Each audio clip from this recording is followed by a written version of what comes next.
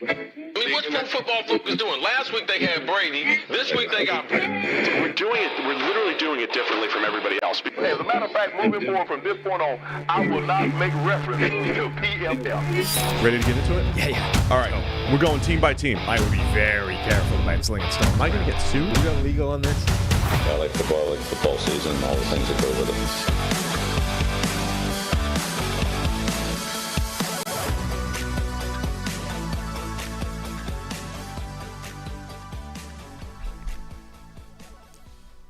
Welcome into the PFF NFL podcast. Steve Palazzolo, Sam Monson. We're live here on Monday morning, head-to-head with Good Morning Football. As always, 7 a.m. on a Monday. Time to review all of the Week 13 NFL action, Sam. Pretty happy we don't do it daily like they do. Yeah, you were just saying that. Yeah. Who wants to wake up this early every single day? No Not thanks. me. No thanks, especially after a long night of football. It was a long night. Long day. Chiefs, Packers, long day, long weekends. You get the college football committee. Do you have a stance on the college football committee? You've got 15 seconds. On the Florida State thing? Yeah. I mean, it's in the rules, like the bylaws or whatever. They will take into account players that won't be available. And if your quarterback isn't available, that seems fair enough. It's messed up. Should have been Florida State. No, they don't have a quarterback. Unlucky. It's inconsistent criteria.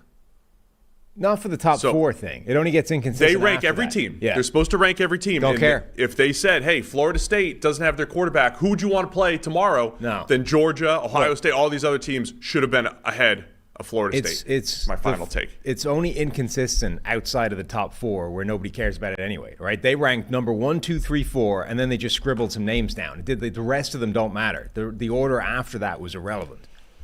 Yeah, they were probably tired. Long day for those guys, too. It's like 1, 2, 3, 4. Once we got that done, then like whoever's got the pen, just fill in the rest of the names. Like the rest, it doesn't matter. All right, let's get into the NFL action. We got a lot of stuff here. I was trying to debate: do we get the good stuff up first, or do we get the not so good stuff out of the way? I think we should start in the AFC East. Okay. So the not as good stuff. So we have a 6-0 game and a 13-8 game in the AFC East. I want to kick things off with that, and then we'll build up. We'll crescendo to the other games. All right. Los Angeles Chargers 6, New England Patriots 0. Chargers moved to 5-7. Patriots moved to 2-10, and also, perhaps more importantly now, into position for the number 2 overall pick. Bill's really getting it done. It's an impressive tank job. I mean, if we were right a few weeks ago that he, went. If this is actually a mastermind plot to get the number 1 overall pick, it is his greatest coaching achievement. Forget the Super Bowl rings. This is it. This is it. This season. Because it's tough, right? Mac Jones was originally perfectly serviceable starting quarterback, mid-tier quarterback. He was going to be the guy that would have some good seasons and then leave you wanting a little bit more. And Bill's like, no. He played the Jedi mind tricks, right? Yeah, perfectly serviceable starting quarterback, and you ruin his mind and on the inevitable march to the number 1 overall pick. Absolutely masterful coaching job. All right, well, that's possible. Also, realistically, maybe the Patriots are just terrible offensively. They didn't score again. Bailey Zappi got the start. Defense played all right against the Chargers, but the Chargers, once again, could not catch the ball. I know there was a weather game, and it was rainy, but it was another day. A few weather games. There were a few weather games in here. Only the Dolphins seem to overcome the weather because they're just faster and better than, Washington. But Justin Herbert with another 5 or 6 drops, probably lost another 60 to 70 yards, if not more, on drops, including one unbelievable throw to Quentin Johnston, another throw down the field that was dropped as well. I don't think it was as bad as it looked for Herbert, at least. Yeah, the Chargers offense didn't do a whole lot, but yeah, it was a 6-0 game, Sam. Yeah. 6-0. Which covered the spread. Yes, there's a lot of funny things about this game. The Chargers favored by 5.5 as of the time that we recorded, right? 5.5. They covered by winning 6-0. Patriots also set an NFL record. It was the first time since old Tungsten Arm back in the 30s. The first team ever to allow 10 or fewer points in a game for 3 straight games and lose all 3 games. So that's fun. It's not even the most fun stat in that ballpark of mine for the Patriots. NFL teams this season are 52-3 when they've allowed 10 or fewer points. Oh, they're the three. All 3 losses for the Patriots in the last 3 weeks. They have allowed 26 points over the last 3 weeks. Yeah, and lost as a all defense and lost. That might be best in the NFL. They might have the best points against over the last 3 weeks, and they're 0-3. One more stat of New England's incompetence. They now have the lowest points per game average since 2011. The Rams offense, coordinated by Josh McDaniels. Wow. McDaniels doesn't have a great resume outside of Tom Brady. It's not good. Neither does Bill Belichick, for that matter. In fact, outside of Tom Brady, there's not an awful lot going for the New England Patriots. Unless this is a Caleb Williams, Drake May ploy, and they're gonna build it back up. They're gonna build it right back up, and maybe they need McDaniels to do that as well, because the offense it's pretty bad. Ramondre Stevenson also gets hurt for New England. We don't need to spend too much time on this game, but I thought the Chargers defense also kind of played well. New England had a scoring opportunity.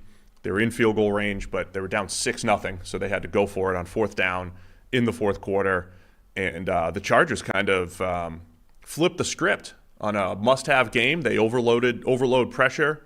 Guy named the player, number 3, gets the sack, comes unblocked. That's the type of stuff that usually happens to the Chargers on 4th and 5 with the game on the line. And even after all that, New England still had some opportunities to come back, and they didn't. No, they didn't. They didn't. Khalil Mack with a big day. Khalil Mack with a big day. Tyquan Thornton dropping a deep bomb. Like Bailey Zappi finally finds a good deep pass, lands right in his hands, doesn't land in his hands. This is like the 3rd time this year we've said that. New England, you could probably count on one hand the number of good passes the Patriots have had this year. And every one of them seems to have been dropped. Yeah. I mean, literally at least 3, like maybe the 3 best passes that Mac Jones or Bailey Zappi has thrown this year has been dropped. But yeah, Tyquan Thornton, he did have a 40-yard or 39-yard run showing off his speed, but it was only kind of offsetting the the potential touchdown that he dropped, or at least deep bomb. This game, like early in the game, it felt like an exercise of just how many different ways do the Patriots have in their playbook of not passing the ball. It's like, we're going to line up in whatever formation, but it's a run. Like, don't you worry about that. We're not putting the ball in the air. It's just another way of handing the ball off. A lot of eye candy to get Zeke, his 3.1 yards per attempt. And it started off being Ramondre Stevenson, only he got injured with another hip drop tackle. Was it Thule got him with the hip drop? I think so, yeah. So his ankle got smushed and he's out. And then it's Bailey Zappi trying to come up with as many different ways as possible of handing it off to Zeke. And you're like, okay, I know it's the Chargers, but still, that's probably not going to have a ton of success. Yeah, I think they're going to end up banning that tackle. One more thing, because we have to talk about controversial calls. At the very end of the game, Chargers get called for a defensive pass interference, and it looked weird. Like, it looked like a weird throw on the broadcast, like something had got tipped at the line. Brandon Staley challenges the play, and they go and replay it. They show the replays where the ball hit the defender's hand, like you saw his fingers move. And then they come up and like, nope, ruling on the field is upheld. And I don't know if you heard the commentary, but did you hear Gene Steratore? No. Comes in, right? And they're like, Gene, what'd you see here? Yeah. And Gene goes, yeah, it's a good call. They're gonna call it a tipped pass. The pass interference is gonna be negated. Good job by the refs getting that right. And they were like, no, Gene, they upheld the call on the field, Gene. They did not overturn it. They did not see the batted pass the way everyone else did. And they said, yep, it's pass interference. And then Gene came back and it was like, oh, sorry, guys. I thought they overturned it. So they screwed that up. So Gene's complimenting the refs for making the right call when they didn't. I know that's got to be tough when he's got 4 games going at a time and everything. And he just assumed the refs would do the right thing, looking at the replay. But the Chargers overcame. They did. They overcame that 6-0 to win the game 6-0. Yeah. I mean, I don't got much about this game. I got no more use for this game. Patriots are bad, really bad on offense. Chargers were pretty bad, and that apparently is enough to cover the spread. Justin Herbert, once again, 22 of 37 for 212. And Quentin Johnston did finish with 5 catches for 52, but he drops probably Herbert's best pass of the game. They another game where the stats could have been a lot better for Herbert if the Chargers just caught the ball. This is probably the most targets he's had in a week, right? Quentin Johnston, 7. Yeah, and everything still just looks very awkward with him. He did. I Maybe. mean, look, 5 catches for 52. It wasn't. He did make some plays. He wasn't horrendous the whole time, but it still looks just a little awkward for Quentin Johnston. And I think The whole time. the Chargers offense needs him to develop. Yeah, I mean, the weather, I think, was a serious thing, not just in this game, but in a lot of them. Like, the Chargers weren't good on offense, obviously. They had 7 points. The Patriots' defense is pretty good. J.C. Jackson on his revenge game, mission, trying to make some plays, had a pass breakup in there. But also, I think the weather explains a lot of why the Chargers only had 6 points. The weather doesn't explain why the Patriots had no points. Fair point. We'll get to the other weather game in the AFC East, or both weather games in the AFC East in a minute, but as a parent, you've had to learn so many new skills to provide for your family, how to do copious amounts of laundry, meal plan for even the pickiest eater, and now how to protect your family's financial future. Fabric by Gerber Life provides an easy one-stop shop for your family's financial needs, offering high-quality term life insurance policies plus other financial solutions in one easy online hub. Fabric was designed by parents for parents to help you get a high-quality, surprisingly affordable term life insurance policy in less than 10 minutes. And Fabric has flexible policies that fit your family and your budget, like $1 million in coverage for less than $1 a day. Get your personalized quote in just minutes and then apply when it's convenient for you. It's all online and on your schedule. You can go from start to covered in less than 10 minutes with no health exam required. So join the thousands of parents who trust Fabric to protect their family. Apply today in just minutes at meetfabric.com/PFFNFL. That's meetfabric.com/PFFNFL. MEET fabric.com/PFFNFL. Policies issued by Western Southern Life Insurance Company, not available in certain states. Prices subject to underwriting and health questions. All right, the 4 lowest scoring teams of the day yesterday: Patriots, Chargers, and then this game, the Falcons and the Jets. Falcons 13, Jets 8. Obviously, the Chargers and Falcons won their games, despite being among the 4 lowest scoring teams yesterday. Falcons moved to 6-6, commanding lead in the NFC South now, a game ahead of the Saints. And the Jets fall to 4-8, the number 13 seed ahead of only New England in the AFC. And it's looking less and less like Aaron Rodgers was going to make that miraculous return. There was a report before the game from Ian Rappaport that things are good for Aaron, but probably won't see him this year. Well, it's just, the reason for him returning is getting smaller and smaller. It's like, now if he returns, it is just to make the point that, hey, I could have been back, Look at me, aren't I great? What a recovery. There was always a chance that was going to happen, that he was never going to be able to, but regardless. But that's if any return happens, it's only with the purpose of showing his miraculous recovery skills. I heal in this period of time. There's no longer any prospect of saving the team. This was another ugly one. It was raining. The Jets got the scoring kicked off with a safety. Yeah, it was great 2-0. punt. Thomas Morstead punt. Good punt this, and down well. Good punt. Combination of and good, great punt, great work by the coverage team. I don't know who it was, but whoever got the initial touch on it was like a fantastic, got hold of it, just dropped it just back over the line as he was going over, and it just stayed there. And then 2 other people made an attempt to almost knock it over the line. And anyway. As a Ray Guy Award voter in college football for the best punter, I appreciate that you. Is that the kind of thing you want to put out there publicly? I'm a Blitnikoff voter as well. Yeah. I mean, I vote for other awards. Where you watch other positions. You know. What? You don't watch special teams ever. When I'm charged with voting, I grind That's the film. when you take it seriously? Yeah, I got into the film. So during the games, you leave the room once there's punting happening. But when you're voting, you go through and grind the film. Grind them out, yeah. Guy by guy. Let's watch all the coffin corners. Let's watch some open fields. Let's watch the rugby punts. Yeah, I got to break them all down. Got it. Yeah, I take my vote very seriously for the Great Guy Award, and I appreciate you taking 30 seconds to break down Thomas Morstead's punt yesterday. Well, so you had the great punt, great coverage unit. That set them up at the 6-inch line. Then the Falcons got a little bit of breathing room and thought they were safe. Now it's 2nd and 8 from the 2, and they're like, we're good. And then the Jets just annihilated the next run they had, which, I don't know how wise you want to be running laterally in your own end zone, but whatever.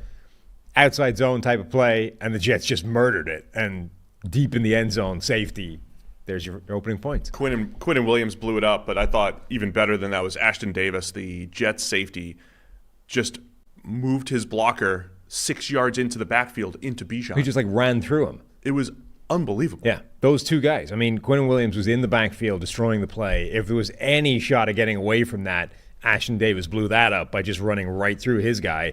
And, whoever the running back was had absolutely no chance. That's the Jets' third safety of the season as a defense. Oh, impressive. Is that going to get you down the rabbit hole? No. All right, just I've given up on that. Well, we can't find the game, so can't find. Yeah, forget it.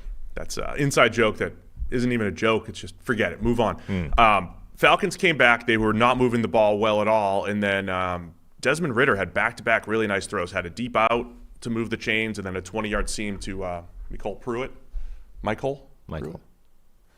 20 yards up the seam. Those back-to-back pretty good throws from Desmond Ridder. Yeah. And then, Falcons get up 7-2.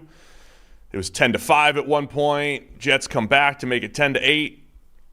And then 13-8. 13-8 win for the Falcons. Tim Boyle got the start again for the Jets. Got benched after throwing the ball to Jesse Bates for an interception. Is that bad? Yeah, Jesse Bates continues to make plays. Remember, we highlighted how good of a season he's having. Last week, he had the two huge forced turnovers in the red zone for the Falcons. Another turnover here to help the Falcons win. After Tim Boyle got benched, Trevor Siemian comes in, and Siemian had 13 official pass attempts and a run, and he was sacked 3 times. That's, say, 17, call them action plays. Action plays. Yeah. He fumbled on 3 of them. And almost a 4th. The last play was called incomplete. Yeah. And I've seen Trevor Siemian play quarterback, and I was thinking he from what I've seen, he should be better than Tim Boyle and at least comparable to Zach Wilson. And what did I tell you? It's not the case right now. Yeah. When you said that, what did I say? I don't remember. What did you say again? I said, well, he can't be worse.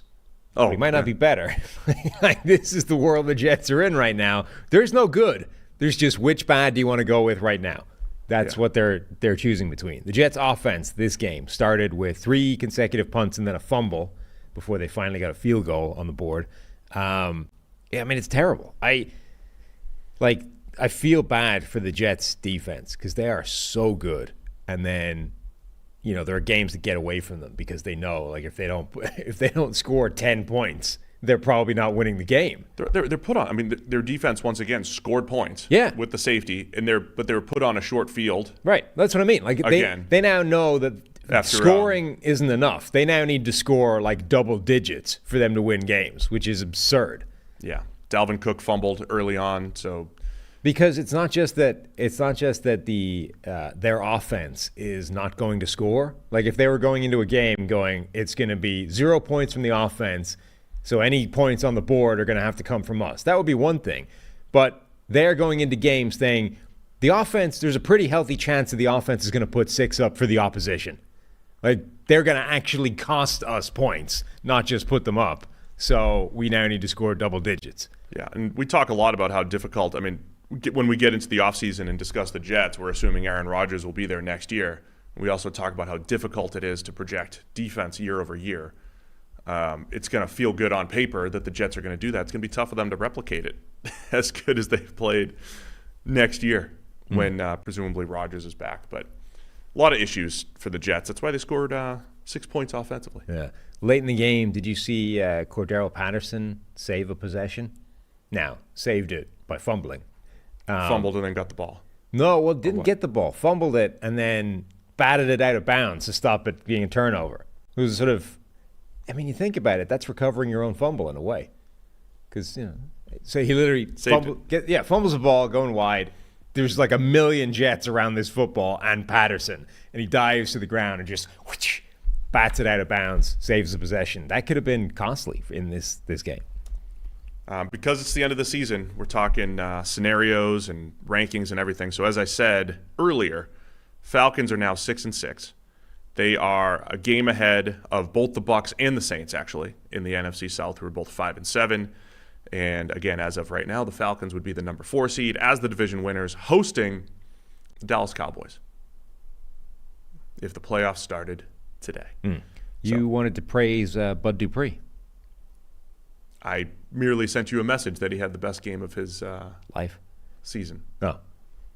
It was a good game. He had 2 sacks. Yep. Both, he had 4. I think we have him with 4 pressures. They're all of the cleanup variety, Right. or pursuit. Pass rushing grade in the 70s. Yeah, That's Yeah. good. So he made some nice plays, and he had a couple other quick wins in there. So good job, Bud Dupree. After a year of pass rush grades in the 50s, he did have one of his best games of the season. Good job, Bud Dupree. All right, I got no more use for this game.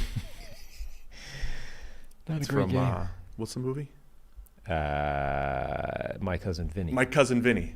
Yeah, we've had this discussion many times. I got no more use for this guy. All right, let's go. One more AFC East game that we got to grind out here. Miami Dolphins 45, Washington Commanders 15. Dolphins moved to 9-3, now tied with the Ravens for the best record in the AFC. We'll see what happens with Jacksonville tonight. Are they banking the number 1 seed, technically? I think they are. Dolphins, Ravens, and Jags. None of those teams have played each other yet. I think Miami jumped back into the Yeah, the so one seed. I don't know what the tiebreaker is going to look like there. But yeah, Miami. The AFC playoff picture could go through Miami as of right now. 45-15 for much of the season. The without the home-away splits for the Dolphins were the story. But it might just be the good-bad team splits because Miami puts up a huge number on the road, dominated right from the get-go. Tyreek Hill, 5 catches for 157. Just a beatdown by the Dolphins here. Yeah, I mean, we speculated what the removal of Jack Del Rio would do to this defense. Like, would it improve them? Because there's some talented players on that Washington defense, and they've generally been playing below the standard that they're capable of in periods. So what did it do? It didn't do anything. It was like Washington had never seen Tyreek Hill before, right? And they went into this game with a game plan that was sort of centered around Tyreek Hill was just an abstract construct. They'd never seen him before. And this game was, the Dallas Thanksgiving game in '98, where Randy Moss had that 3 for $165 and 3 touchdowns or whatever it was, right? And it's like, those are the games that happen the first time you see a guy like that. Because it's like, you've only ever seen Randy Moss in theory, right? So you have a whole game plan that's just normal, or like maybe a couple of wrinkles here or there to take care of a Randy Moss. And then you realize once you're playing him live, none of this works. Like everything we just did, bin it. All of it, junk it, because we now need to construct an entire game plan on the fly strictly around stopping this guy because he's different. Tyreek Hill is like that. And Washington played Tyreek Hill like 2 years ago, and even if they hadn't, he's been in the league like a decade. You should have seen this by now. Instead, it's like, who is this guy? His first touchdown was one-on-one against his safety in the slot. What are we doing? Yeah. You can't do that. Sorry, I got to let you cook. Sorry. You can. I mean, one-on-one against the safety in the slot with no help over the top. What is that? It was just a standard cover 1, and the free safety was leaning to the other side of the field. Yes. And so Tyreek was like, I haven't seen this since 2017. I'm Right. just going to run deep. I haven't Bye, seen this everybody. since rookie year. Yeah. That part I don't understand. Because, like, even if you're a fan and you're playing, like when you're playing the Chiefs as a fan and you're watching Tyreek Hill, or you're playing the Dolphins and you're the opposing fan, you're like, man, as a fan you're watching where Tyreek is. As just an observer of the game, you're watching where Tyreek Hill is. And you know that the defense, part of the reason why he's so good is because, okay, you can't cover him. And then he does take 2 defenders very often. It opens things up for other people. Because you're like, hey, when he's inside in the slot, if he runs the over route, we can't cover him. If he runs deep, we can't cover him. So you have to put extra defenders there. And Washington did the opposite. It didn't work. But so 2 long touchdowns. One's one-on-one on cover 1. The second one, he made a nice adjustment in midair. I think after the game, I don't know if it was Tua or Tyreek said he ran the wrong route. So this is how good he is. He ran by the defender, may have run the wrong route, mid-flight, turned it into the corner route that he was supposed to run, went and caught the ball and ran behind, got behind the defense for his second long touchdown. So he has a 78-yarder, and what was the other one? Did I lose it? 60. A 78 and a 60. The only thing screwing up his average is they kept throwing him screen passes into traffic, where he, screwed up his yards per reception. So 5 catches for $157 and 2 scores. Tua, really nice job throwing to space. I mean, that's when this Miami offense is cooking. It's like, you get the deep ball here and there. Then there's other passes where Tua is just so anticipatory, throwing the ball into space. He had a few of those nice ones as well. And then, of course, Raheem Mostert gets his 16th touchdown of the year on the ground. Devin Achane gets into the end zone twice as well. Really nice little 4-yard run. Miami was unstoppable on the ground, through the air, and they dominated. Yeah.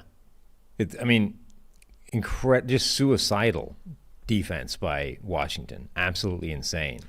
Tua deserves credit as well. It's an interesting mix because, so in this weird year of there's no MVP, like you can construct an argument for like 10 players, right? Tyreek Hill on his way to like 2,000 yards, the first receiver to ever get there.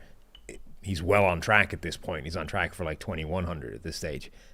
He's going to have an argument, and it's not a bad one. But also, anytime you've got a wide receiver having an incredible season, you have the inevitable problem of, well, the quarterback is throwing him the ball, and the quarterback generally is a more important player in an offense. So Tua has a case, right? And I think this happens almost all the time. When you have an amazing QB wide receiver connection, they're both bringing something to the table. Like, it's virtually impossible for a wide receiver to make a quarterback.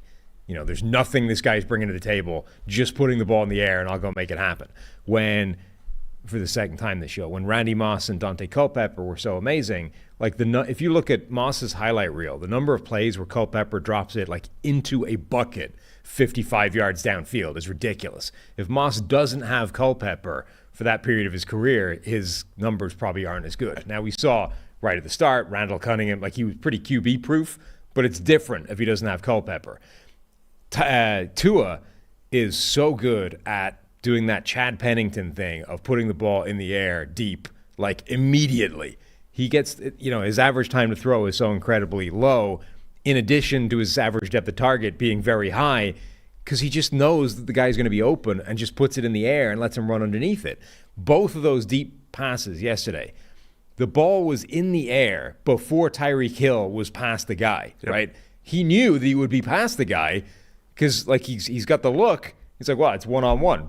It's like the Alex Smith year, right? In 2013 or whatever it was, when Tyreek Hill... 2017. 2017, sorry. When Tyreek Hill rocks up, and it was just instant. If he's one-on-one on the outside, I'm putting the ball in the air, it'll be a deep reception. That's all Tua's doing. Like, I got one-on-one, drop back, put the ball in the air, and then Tyreek Hill can run under it and go get it. And as long as I haven't underthrown it, it's a big play. Yeah, a couple things there real quick. I mean, when you're talking about Tyreek Hill for MVP, I don't hate it at all. That's one where I would go away from, say, like WAR numbers and everything. This would be the argument, because Tua fans would say, well, you never discounted Mahomes or a Brady or a Rodgers or whoever when they had great weapons, right? But with Tyreek Hill, we've now seen him lead Alex Smith to having the most deep passing yards in a season for 2017. We know that Mahomes is still pretty great, regardless of Tyreek Hill. But when you add this year's numbers, now last year Mahomes was great without Tyreek Hill, but when you add this year's numbers into it, there's going to be some without splits in there where Mahomes' production is taking a hit. And it might be unfair to Tua, but we only saw 2 years of Tua without Tyreek Hill, and he was averaging like 6.3 yards per attempt or whatever it was. I mean, it's like night and day.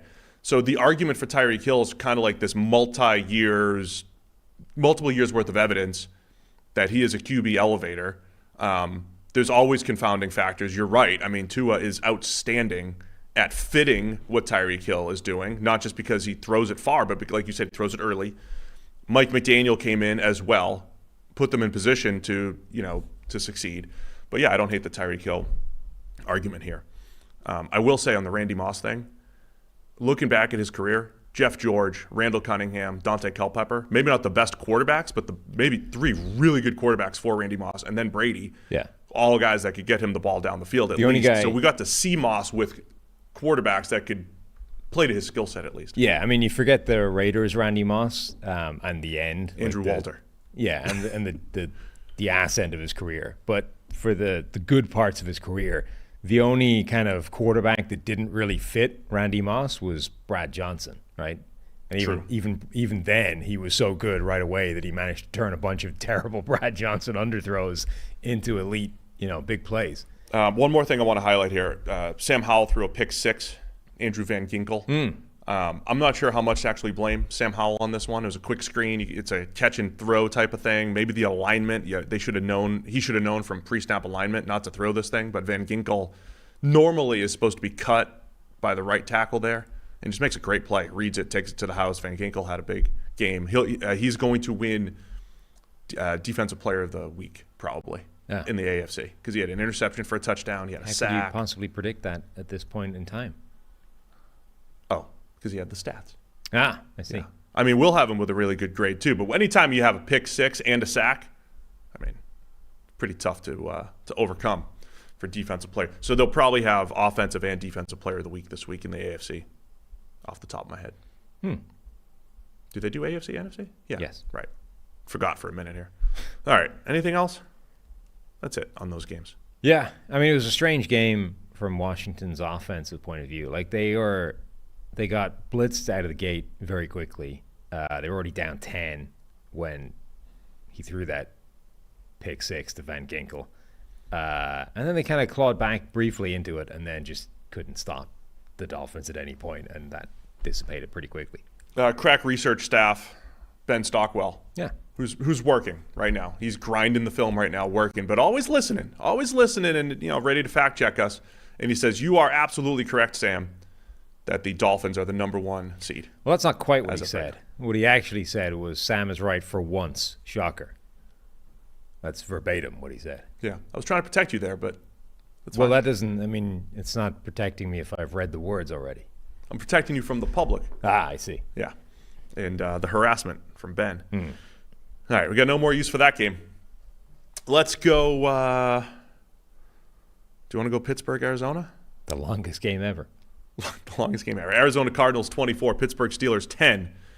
Arizona, with their third win of the season, they moved to 3-10, falling out of the number 2 overall pick spot. Steelers fall to 7-5 as their crazy season continues. Biggest news coming out of this game, not only the loss for the Steelers, who were fighting for a playoff spot, but Kenny Pickett injured. He's going to have ankle surgery. Sounds like it might be that tightrope surgery. That's like a 2 to 4 week recovery.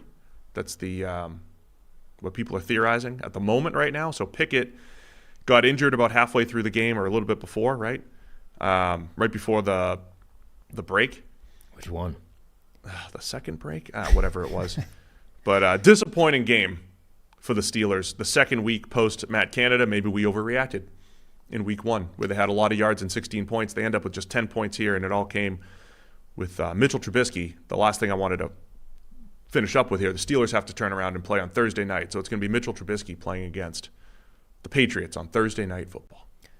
Yeah, midway through the last game, the first game without Matt Canada, we always talk about how I'm actively rooting for the funniest thing that could happen at all times.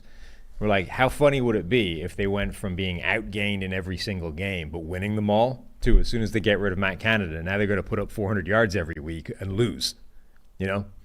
And it looked like that was going to happen last week until they found some points and won the game, and then it was just the Matt Canada stinks and we're 400 yards every time he's not there story, right? This game, though, they outgained the Cardinals and lost. And lost conclusively. I mean, it wasn't even particularly close. The Cardinals were the better team throughout this game. So, I mean, that's in the running for, well, we've removed the reason we can't move the ball, but apparently that hasn't solved all the problems. We still can't actually score, which is maybe the next step in this whole process. But I don't know if it's pointed or not, but each of the last 2 games, the non-Canada games, the first play has been a pass over the middle in a way that simply wasn't in the playbook previously. Last time, I think it was a pass up the seam to Freiermuth. This game, it was an in-breaking route to George Pickens, which he didn't tend to run under Matt Canada. He's run like 4 in-breakers in 2 years with the Steelers. Yeah, it's almost like they're making a point every week that the very first play is going to be something you won't see under Matt Canada. But yeah, at some point they're going to need points on the board in addition to moving the ball. I will say, it didn't matter in this game. Trubisky looked pretty good in relief because he was throwing the ball to the middle of the field pretty well too. Hit a big deep out on 3rd and 14.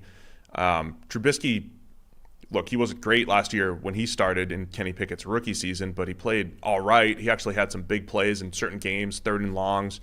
I mean, he for the moment, it's you're going to end up with a different style, but functionally, Trubisky and Pickett are the same quarterback in terms of the level, right?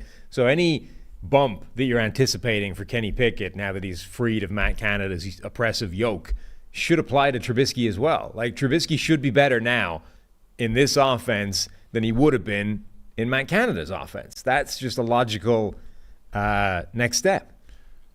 Arizona on the other side, though, again, they deserve a ton of credit. As soon as they play a game like last week where they got dominated by the Rams, it keeps feeling like, all right, of course, this is what we thought the Cardinals were. Of course they're going to get, beat down in a bunch of games, but they always battle back, man. They battle back the next week, and they played much better. Stopped the run a lot better against Pittsburgh yesterday. Again, after Pittsburgh's run game had shown signs of life against the Bengals with Najee Harris last week. And then James Conner with a huge game on the ground in his return to Pittsburgh. What a weird season they're having. Like, they generally are getting beaten fairly handedly by everybody, but their 2 wins have come against Pittsburgh and Dallas. Yeah. I mean, Dallas is a powerhouse. I mean, Pittsburgh's just the team that finds a way to win every game except when they don't. Right. But they'd won most of them. Yeah. They're good. They've got a pretty good record to be getting your second win against. Trey McBride, since they've unleashed him as tight end 1, has been an absolute force and, an absolutely dominant player for them. He looked like he'd scored a touchdown, and then they took it off the board. Now, logically, I think, given other plays that have happened this season, it made sense to take it off the board, but this was another one. I don't know if it was Gene or somebody else, but the rules analyst was like, I think this one's going to stand.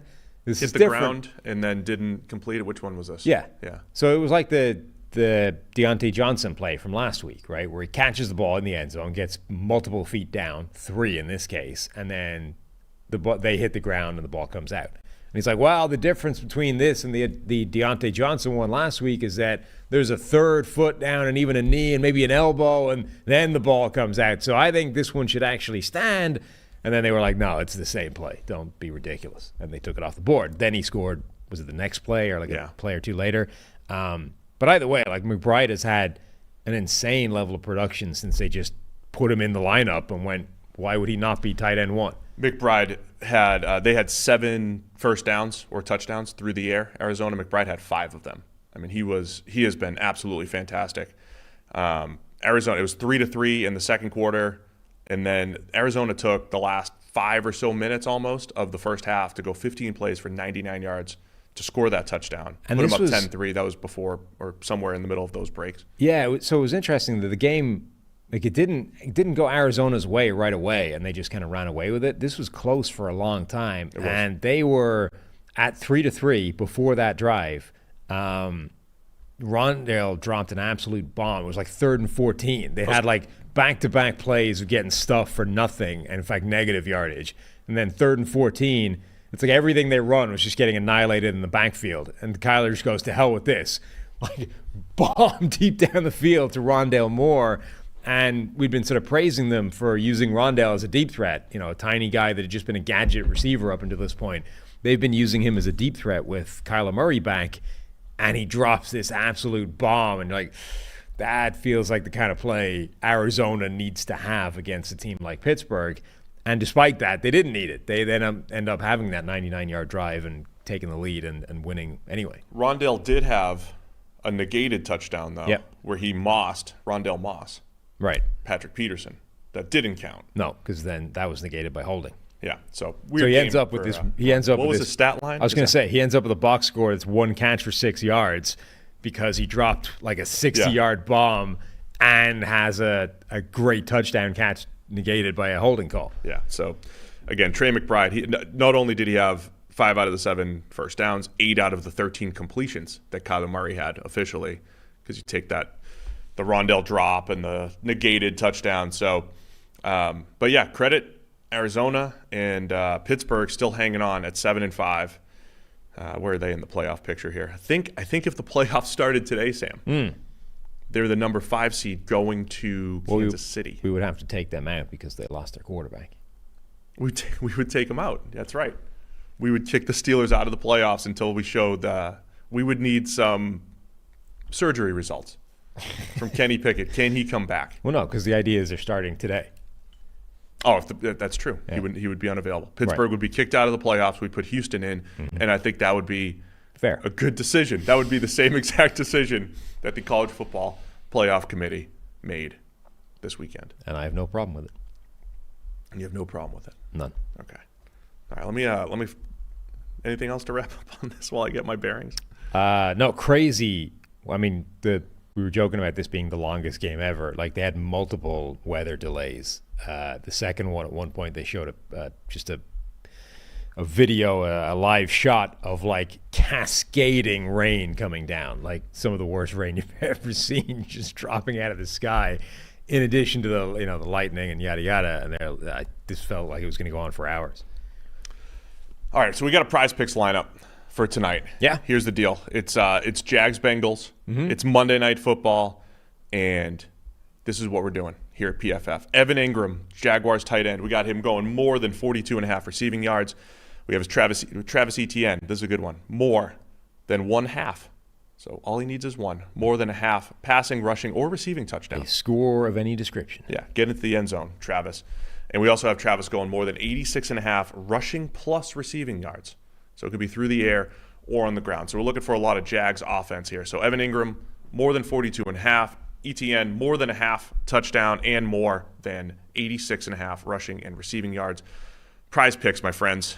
That's where you go. With basketball seasons here, you can also go pick combo projections across football and basketball from the Specials League, a league created specifically for combo projections that includes 2 or more players from different sports or leagues. For example, we got LeBron James plus Travis Kelce at 10.5 combo of 3-pointers made plus receptions. You can also play alongside Prize Picks' favorite players like rapper Meek Mill, comedian Andrew Schultz. You can now find those community plays under the promos tab of the app to view entries from some of the biggest names in the Prize Picks community every single week. Prize Picks even offers a reboot policy so that your entries stay in play even if one of your players gets injured. So for football and basketball games, if a player who exits in the first half and does not return in the second, that player is rebooted. Prize Picks is the only daily fantasy sports platform with an injury insurance policy. So go to prizepicks.com/PFFNFL. Use code PFFNFL for a first deposit match up to $100. Again, that's prizepicks.com/PFFNFL. Use code PFFNFL for a first deposit match up to $100. And when I'm thinking Jags on Monday Night Football, I'm thinking Mark Brunell. Of course you are. More than 2.5 touchdowns. Yeah. Jimmy Smith, more than whatever his receiving total is. How many times did Mark Brunell throw more than 2.5 touchdowns? Probably 5 times. Right. Different era. So. Yeah. I mean, he was one of the best QBs of his generation with like a passer rating in the high 80s. Yeah. I mean, if Baker Mayfield passer rating. If there are young fans using passer rating as a proxy, they used to have 4 or 5 guys over 90 in a year. Maybe 10, 15 guys over 80 in a year. And now it's like 30 guys over 80. Those are the two numbers. Passer rating has jumped like 20 points as a baseline, and then completion rate, like over 60 used to be insane. 60 was a number. Like, this guy's accurate. He's hitting over 60. Like Joe Montana, that guy's over a 60% passer. This is virtually unheard of. Now it's like, if you're not completing 60% of your passes, you're barely functional as a human being at this level.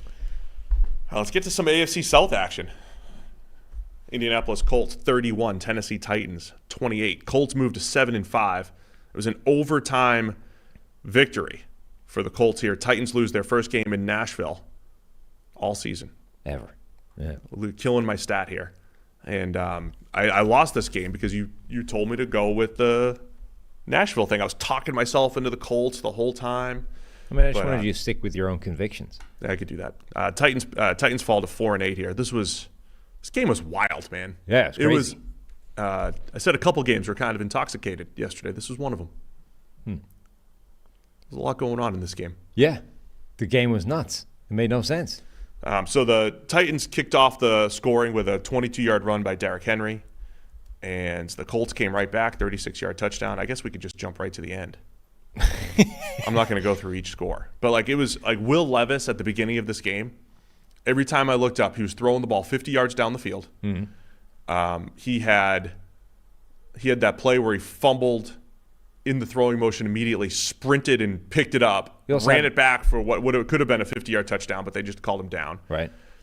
He got into a sideline spat with DeAndre Hopkins. And I was like, man, in like the first 10 minutes of the game, all this stuff happened. And I tweeted that out, and somebody's like, oh, you really hate Will Levis. I'm like, no, this is just fun. There's a lot going on. He also had a Levis copter play. Yeah, and he also tried to jump over somebody. And which was madness, by the way. Fired up, man. In this world where, like, the NFL is trying to make it a capital crime to touch quarterbacks, you've got Levis out here, like, for a random, like, 3rd and 8 or whatever, early in the game, he decides to go John Elway on it and launch himself clean over 2 different players, gets, like, blasted in the air, spins around, clunks on the ground, and is then getting up, like, pointing for the first down, you know, like, flexing on it, like, whoa!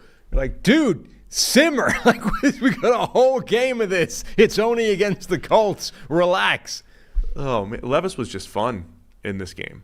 And the other thing, look, I know they lost. We're just talking about the players here, but he also he throws the ball with some zip, man. Like, you can see easy carry on the ball from Will Levis. He had back-to-back throws. He had a deep out, just boom, right there.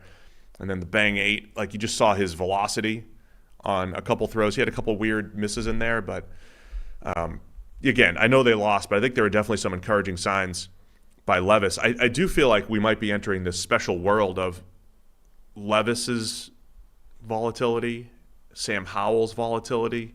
Neither guy really at that Josh Allen level, but like kind of some Josh Allen light levels of volatility and fun. That's what Levis kind of reminded me of yesterday. Among the other, I don't even know where to start here, but let's go end of the game. It's in overtime. We'll work our way backwards because there's a lot of crazy stuff to get there. In overtime, the Titans get the ball. Where did the scoring go? What happened here? I've lost my score. So the box score that I'm looking at stops when it's 22-17. That's not helpful. Did you know what broke it? The blocked punt followed by the pick 2. Right. That completely broke. Well, so you need to start with the blocked punts. NFL Jesus site. You need to start with the blocked punts because that ends up being the butterfly effect that starts this whole thing, cascading. All right, well, break it down, Sam. It was awesome. What a turn of events. Yeah. So was it the first blocked punt? Yeah, the first blocked punt was returned for a touchdown, right? So blocked punt, touchdown for the Colts. And then they go for 2, and Amani Hooker gets a pick 2 off the back of this, right? And then the second one, the Colts block a second consecutive punt. The second one, they got them with the Patriots guy motioning in from the sideline thing. The one that we're like, hey, you never see that again. That's not going to work. It's going to be off a specific tick that the guy has, you know, so they can start his run. Well, they got him with that. The guy motioned in. Poor old Ryan Stonehouse was just getting annihilated by these blocked punts because they were so conclusive victories by the punt blocking team that, like, it wasn't close. It's not like he's getting caught at the end of this. They're like, he's got a linebacker or a DB launching himself into his leg as he's trying to kick this thing. So the second one, I don't think he even connected with the ball. I think the guy's, like, stand leg was taken out before they even kicked the ball. So Ryan Stonehouse is now down and out. So the Titans, A, don't have a punter. Nick Folk has to punt for them later in the game, the kicker. And B, they don't have a holder anymore.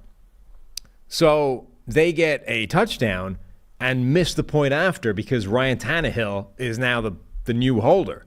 Now, the hold looked okay. You know, the laces weren't spun all the way to the front. I don't know how much that matters. The ball was slightly tilted. I don't know how much that matters. It's too vertical. Right. It's a little too vertical for me. Either way, but I don't know. They missed the kick, coincidentally, in the first hold where Ryan Stonehouse was not holding the ball. And that meant that instead of taking a 1-point lead, it's tied up. And now we head to overtime. And then you get all the craziness in overtime. Yeah, so I was trying to get to just seeing the first drive that Tennessee had. They got the ball. They go 48 yards in 10 plays. Took up more than half of the overtime period to kick the 46-yard field goal. So they did manage to actually kick a successful field goal with Ryan Tannehill on the hold. So Titans were up 3 in overtime. But the Colts came right back, man. It was Alec Pierce game in this one. Huge play. How long was that play to set up the game winner? I had that somewhere.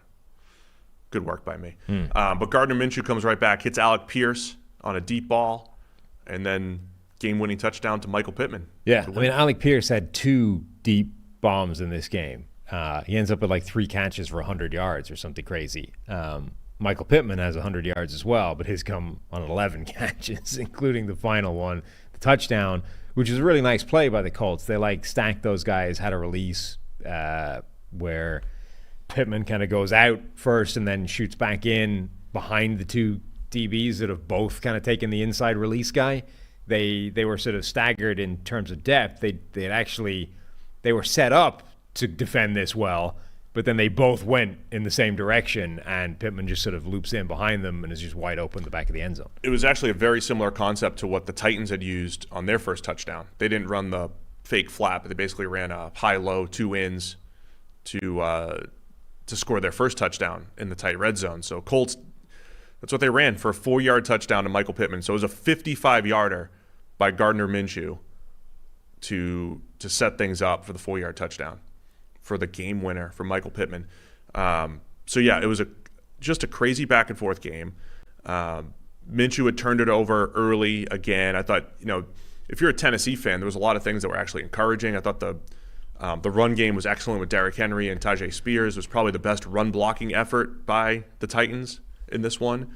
But man, the Colts, they're still hanging tough here. And, there's been a lot of backup quarterbacks around the league. And the Colts are, Shane Steichen deserves a ton of credit. What they're doing with Gardner Minshew, I mentioned a couple weeks ago, they're kind of running a lot of the same offense that they would with Anthony Richardson. Obviously, Minshew's not getting 10 carries a game like Richardson probably would. But they're running a lot of the same stuff and finding ways to win. It was, impressive effort by the Colts. Needed the blocked punt and everything. Yeah, but, you look at the box score, and it's a game that the Titans should have won. And part of the reason, probably the reason they didn't, was because consecutive blocked punts is generally a really catastrophic thing from an offense. The other thing, like the Colts' defensive line for a couple of weeks in a row has really shown up and been a big part of winning the game. They had 29 pressures as a defense in this game. Samson Ebukam had another game where he had multiple sacks. That's 2 in a row for him. Kwity Paye, friend of the show, had a great game himself. DeForest Buckner. Yeah. Right. Tyquan Lewis. Like, they had multiple players. 4 different guys had at least 4 pressures and at least a sack in the game. Huge impact on that Titans offense. Yeah, so Minshew finishes with over 300 yards passing, and it was a lot of those chunk plays. Michael Pittman with another high-volume game, 11 catches for 105, but Alec Pierce with those 3 catches for 100, as you'd mentioned. Some big plays out of the Colts to pull off the victory. So they're 7-5, man, just like the Steelers, right in the thick of it. Technically, as of right now, they're one of 4 teams that are 7-5. Steelers, Browns, Colts, and Texans. Colts would be the 3rd team out of that 4 if the playoffs started today. Number 7 seed. Colts. So they're hanging tough, man. They're playing some fun football in Indy. For the Titans, they fall to 4-8. First home loss, as I mentioned. And, they're looking at a top 10 draft pick. The Titans, by the way, being able to execute punts with a kicker does bring me back to this question of why can't the punter kick? If the kicker can punt, surely the punter can kick. I don't know, man. And it's not like you go, well, he's the Ask holder. McAfee. He's the Go holder. on That can't happen. Go on McAfee's show and ask him. They're like, if he's the holder, that can't happen. Well, apparently it can, because Tannehill can just go in there and hold the ball. Now, okay, the kick was missed, but the hold looked okay. And then they made the next one. Can we? All right, that's enough special teams talk for today. No more use for that game. Houston Texans 22, Denver Broncos 17. Texans, again, one of those 7-5 teams. 8 seed right now, though. Broncos fall to 6-6. Obviously, a huge game with playoff implications. It's okay, because they're going to get in when we get rid of Pittsburgh. Yeah, we'll switch them in for the Steelers. Denver gets in. For the QB injury. Now, Denver's Alabama in this scenario? Denver? Yeah. No, Houston's Alabama. Houston's out. Houston's Alabama. Houston's the 8 because seed. we want to see C.J. Stroud in Houston. We'd rather see them. They're the 8 seed. The line would be, they're Right, the 8 okay, seed sorry. as of right now. Gotcha. And they're going to jump up to the 5 seed. Right, so Houston is Alabama. Correct. Got it. Because it's going to be, the Vegas line would be better if it was Houston playing against the Chiefs. Yeah. Houston would actually have a chance against the Chiefs, and the Steelers, we'd say, no way. They'd get wrecked, no matter who the QB is. Because maybe they have 2 backup QBs. Anyway, Houston wins. They do. Discuss. Russell Wilson. So Texans were up. Another interesting game where it felt like Houston was making some chunk plays, but they left some points on the board. They were up 16-3. Russell Wilson hits Cortland Sutton. Remember we said once a week? There's just a ridiculous throw. Russ had 4 ridiculous throws, really good throws in this game, but also had turnover-worthy plays. But he hits Cortland Sutton for a 45-yarder. Insane pass. Just unbelievable pass, unbelievable catch, because Cortland Sutton had to fight through contact, defensive pass interference to make the catch. That made it 16-10. Stroud and the Texans come back, score another touchdown, miss the 2-point conversion. I have so much. Anyway, Stroud, every single time there's adversity, it seems like dude steps up, right? Broncos are making a comeback. Nope, doesn't matter. They go down and score. But the Broncos kept fighting back. They score to get within 5, and then they have a chance for the game-winning drive. And it's Russell Wilson picked off by Jimmy Ward in the end zone to seal the deal for Houston. Yeah, great interception. They just kind of jump ball in the end zone, and Jimmy Ward gets position and makes that play. Sutton had a weird game. Like, he had that incredible touchdown catch from Russell Wilson. He also dropped a dime earlier in the game from Russ. There was that amazing, the second interception from Stingley was an insane catch on a target intended for Sutton, where he just beats him to the ball and picks it off in front of him. But it's a couple of weeks now where Sutton has dropped like a really key play in the game after going on a run of like 3 or 4 games where he'd made spectacular plays and was like the only thing functioning from a passing standpoint in this Denver offense. He still kind of is, but he's also now dropped some really critical plays over the last couple of weeks. He has. But yeah, Russ had a couple big throws. They put Sutton inside to lead the comeback attempt. They put Sutton inside in the slot and ran him up the seam on one of the big throws that Russell Wilson made. So he did drop that first one, but he had that big play. You mentioned Derek Stingley and his interceptions. I think that's 4 in 3 games for him. He had 2 in this game. One was batted by Will Anderson. The other one was a great play that he just I don't want to say baited or whatever, but he came off his zone, made a great interception on Russell Wilson. It was one Stingley's of those, starting to play. Yeah, it was one of those plays where when the ball is thrown, it looks like he's beaten, and then he ends up being able to not even kind of undercut it, but just sort of take the right angle to get to the ball first, and ends up undercutting it in the process. Like a really high-level cornerback play, because right up until he makes the play, it doesn't look like he's got any shot. For Denver, again, it was just there was a lot of high-leverage plays in this one. They had a 4th and 1 conversion, Javonte Williams. They had Russell Wilson on 4th and 2, pick it up with a scramble. But Houston just held on at the end, man. It was also a weird game. So Tank Dell gets hurt. Let's touch on that quickly, and then we'll talk about Stroud's game. But Tank Dell gets hurt on a running play, had to be carted off the field. For a touchdown, right? Like it was on the score. And every time they showed the replay, I was trying to work out what the hell Tank Dell is doing there in the first place, because it's like a run right up the gut on the goal line. You're like, why is a 165-pound receiver in the pile to get run over in the first place? And I pulled up like the all-22, and it still took me 2 or 3 attempts to work out why he's there. He's not aligned anywhere near like the teeth of the formation. He's over on the right-hand side somewhere, and then like sort of comes in to block a safety or whatever. The safety's already getting blocked by the wide receiver that's aligned inside of him.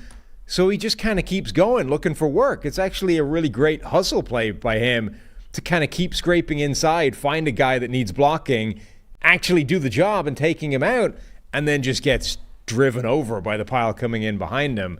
Like, just such an unfortunate play for Tank Dell, who now, broken fibula or whatever, is going to miss probably the rest of the season.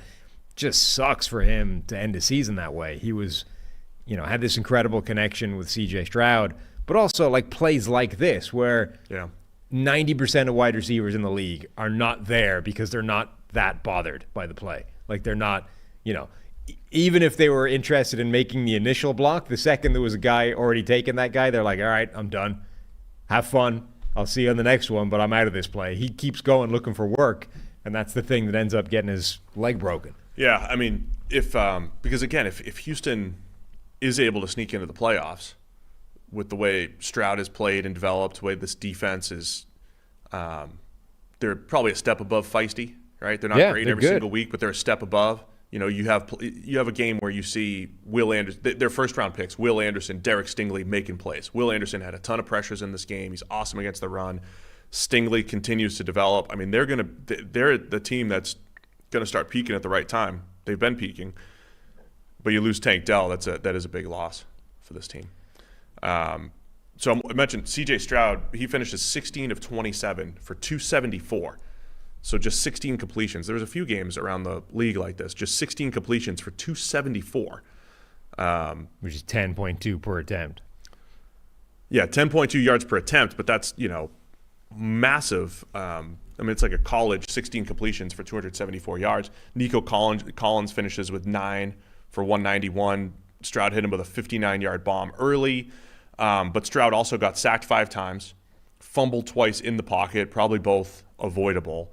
It did seem like Denver, it's our friend Bobby, the play caller, but it did seem like Denver did, especially in the second half, attacked pass protection really well. I don't know if they were player screw-ups or if they were simply pass protection fails, but Denver had unblocked rushers on sacks 2 or 3 times. One of them, Stroud fumbled. So Denver did a really nice job creating those negative plays. And I think that's why you look at Houston was able to create these chunk plays, but just didn't put a ton of points on the board despite those. Yeah, I mean, so early in the game, I thought Denver were just hyper-aggressive. It was almost like, again, these sort of games where it's like you haven't seen that guy before. It's like they went in saying, young quarterback, playing really well, but let's not give him the credit for that. Let's, attack him. And they, really early, they had this, absolutely suicidal overload blitz where they're just like, we're going to send 8 and see what happens. And including the slot corner. And they didn't replace it with anything. It was one of those plays where they send the slot, and normally you see a safety roll over to try and backfill the gap left by the slot. They didn't even bother. They just let's blitz everything. And Stroud just went, well, if you've blitzed the slot corner and there's nothing replacing him, I'm just going to dink the ball right over the top to the guy in the slot, and he's going to have a free 10, 15 yards. So then Denver seemed to learn from that and go, well, okay, maybe not to let do the suicidal blitzes. In fact, given that we have a pretty useful pass rush, why don't we just rush 4 and see what happens? And that is how they started to actually get some joy from a pass rushing standpoint. Also early in the game, which ends up being arguably the key play, or one of the key plays, dropped by, I forget who it was, but Houston tight end on 3rd and 1. That ends up being the difference. I think that was a miss. Andrew Beck? No, I think he had that. I thought Stroud missed it. He had the one where he's rolling left, he's open in the flat for what should have been a touchdown. Let's find out. I don't know if it would have been a touchdown, but it would have converted. It would have converted. It was a 4-point. He would have had a chance to get into the end zone. I think Stroud missed that. Let's find out. I thought it was an interesting game for Stroud because he hit some downfield passes. He had another red zone throw that was unbelievable, rolling right and puts it right on Nico Collins' hands, who dropped it. Second time in 4 weeks that we've seen that from Stroud. But he also missed way more throws than he usually. He has the 2 fumbles in the pocket. Stroud also missed. He had John Mechie wide open for what should have been a deep touchdown. He missed that. Stroud just missed more throws than he had been the rest of the year. So, upon further tape review, we're both right. It's an overthrow that could have been caught. It's an overthrow where he needs to reach back and bat it in the air one-handed, right? Now, once he does that, no. But once he does that, it then lands in both of his hands, and he conspires to drop it out of bounds. So it is both a bad throw by Stroud and a drop by Beck. I'd call that just an overthrow. Eventually. No, you need to see where it lands in his hands. He needs to catch that. But only because he reached back and tipped it. Yeah, but at this point, it's a drop. At the point where this happens, he needs to catch the ball, and it needs to be a first down. Anyway, that not happening should have been a first down and arguably a touchdown, ends up not being. So Houston missed some opportunities there. I mentioned the deep pass to Mechie. I think that would have been, I don't know how many yards, 40, 50, 60. That would have been a long touchdown. 40, 50, 60. Yeah, it was up there. I don't remember where side of the field it was. I just wrote down the note, had a wide open Mechie for a touchdown. I remember the play. I don't remember what part of the field it was.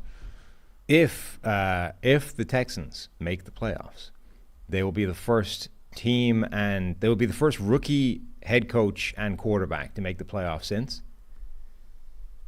Rookie head coach and quarterback. I don't know. Andrew Luck and Chuck Pagano. Oh, 2012. Back in 2012. Kind of feels like that. Yeah. It was like the Colts were just a volatile, crazy team and made some comebacks, and Luck, put a lot on his shoulders, and it kind of feels like that. And then in this week's installment of idiotic officiating calls, you had Desmond King robbed of was it a fumble six, pick six, strip six? Ripped it out of a guy's hand. They called P. Ryan. He ripped it out of P. Ryan's hands. Yes. And they blew the whistle for stopping forward progress. In this world where, like last night in Sunday Night Football, Chris is out here calling out how far the rolling maul has moved the play, right? We got 3, 4, 5, 6, 7 yards. Meanwhile, the instant P. Ryan is hit by Desmond King, they blow a whistle for halting forward progress and take a touchdown off the board. Yeah, I've said this before. I'll repeat it again. I think the problem people have with officiating, same problem I have with the college football playoff committee. Idiocy? No, consistency. Oh. It's about consistency. Like if you use certain criteria for one thing, use it for the other thing. Just so that when you see two things that look similar, that you have a similar result. This play, again, Desmond King, P. Ryan catches it. It's pretty quick. Like it's pretty bang bang. It was instant. It was close enough that in your mind you're like, well, in today's NFL, is that incomplete? You know it wasn't, but it was like that close, wasn't it? It was that close that it at least crosses your mind in today's NFL. But this play reminded me of the Germany game, Chiefs-Dolphins, the play that ended up deciding the game, where Tyreek Hill gets stopped on a screen, gets pushed back a little bit, and then stripped for a fumble six. It was very little difference from that play. Those are the things that I think at least frustrate me when I see that play and the King P. Ryan play, and I'm like, those look exactly the same. It's either forward progress is stopped or it's a fumble, and it should be the same in both. And I think those are the frustrating things. And I know people get frustrated with PFF in our grading, and we have more time than the officials to kind of get things right. But we do that a lot. We're like, here's this play. How did we grade it previously? Right? Here's this 15-yard deep out between in cover against cover two, whatever it is. And you can go back and search all the 15-yard deep outs against cover two and see if there's consistency there. I know the refs don't necessarily have that time like we do, but that's like we focus on, if you see it one way, try to have the same result when something similar happens. And this was just completely different from what we've seen in the NFL. It should have been a touchdown. Yeah, so it was so early, the whistle that was blown, that it wasn't even conclusive that the play was over. I mean, forget the fumble part of it. It wasn't even conclusive that P. Ryan was tackled at that point. Like, in fact, he was on his way to shucking off the hit by Desmond King and kind of does so. Like, he actually gets rid of him. It's just that in the process of getting rid of him, he loses the ball and King is able to scoop the ball and go. But, like, you can't be in this world where the NFL is effectively extending the lifespan of plays at the moment because we're in a world where you can now push a guy from behind and keep the thing alive.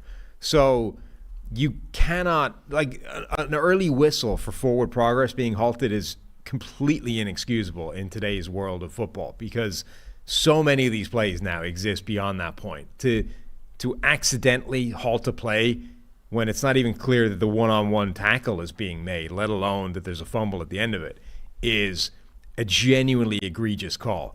And in this world of guys are getting fined 5 figures for making mistakes on the football field, this is the kind of call where whoever blew that whistle should be fined. Like, officials should be held accountable for this kind of mistake because that is a potentially game-changing error by an official, and there's no excuse for it. I think the only accountability they have is they don't get the big games. They don't get Right. playoff paychecks or Who whatever cares? it might be. Like, that's a pathetic consequence relative to the mistakes other people get. Yeah, so this was Poor old Dom's going to get himself suspended. I can't wait till we break down Dom. You have any more use for this game? It's a great game. This was a fun game. Texans got up 17-3. Broncos, they find out what do they have? A 5-game winning streak. 5-game winning streak halted, and they fought back though. It was close. Again, Russ made some big time throws, had a couple turnover-worthy plays in there, including the game clincher. Nice job by Jimmy Ward, and that to me sums up. I'm impressed with Houston's defense. I also remember a couple weeks ago they went all-out blitz. Was against the Saints, or a couple times all-out blitz to win the game. Yep. In crunch time. They didn't do that in this game. They trusted their front four. They can win in different ways. Kind of forced Russ into that forced pass late and picked it off. They've got some playmakers on that side of the ball. So, yeah, man, credit Houston. I love what they've done there. Both sides of the ball, D'Amico Ryans and Nick Caserio, right? For all the criticism that we gave him for 3 years, just kind of treading water because they have the foundation now, right? Because they have the quarterback, they're far more competitive than they have been the last couple of years. Yep. Just a real shame they lost Tank Dell. Yeah, we're all sad about Tank. Is that it for 1 o'clock? No, I got one more. Detroit Lions 33, New Orleans Saints 28. Lions move to 9-3. Saints fall to 5-7. Lions got up really fast, 21-0. Yeah. In the first quarter. Ridiculous game. Yes, and then Saints clawed back. It was a lot. There was a lot going on here. Saints fans were booing Derek Carr. Taysom Hill had a big gain. You know, they did the usual bring in Taysom Hill, put Derek Carr back in. They were booing Derek Carr when he came back in. Derek Carr actually ended up playing pretty well, but ends up getting concussed and knocked out of the game. Jameis Winston came in. And this was like the fourth quarter comeback attempt we've seen from Jameis Winston this year. None of them have worked. No. But yeah, it was credit the Saints for coming back, but yeah, they fell behind just too much early on. It made no sense, this game. Like, you watch the first quarter of this game, and it's like, this is going to be an absolute blowout. The Lions' first drive, like, dominant rushing performance, just powered down, touchdown. Then Derek Carr has an interception where it's like off the hands of his tight end, Juwan Johnson, like bounces off his hands. Brian Branch picks it off one-handed. One-handed Brian Branch. And now the Saints are in trouble. The Lions just absolutely carving up the middle of that Saints defense. Like, all the passes were going over the middle, and they're up 21-0. You're like, this is going to be an absolute beatdown. This is annihilation. And then the Lions stopped scoring, and the Saints started clawing their way back and made it really close. And like, the Lions were worried for a while.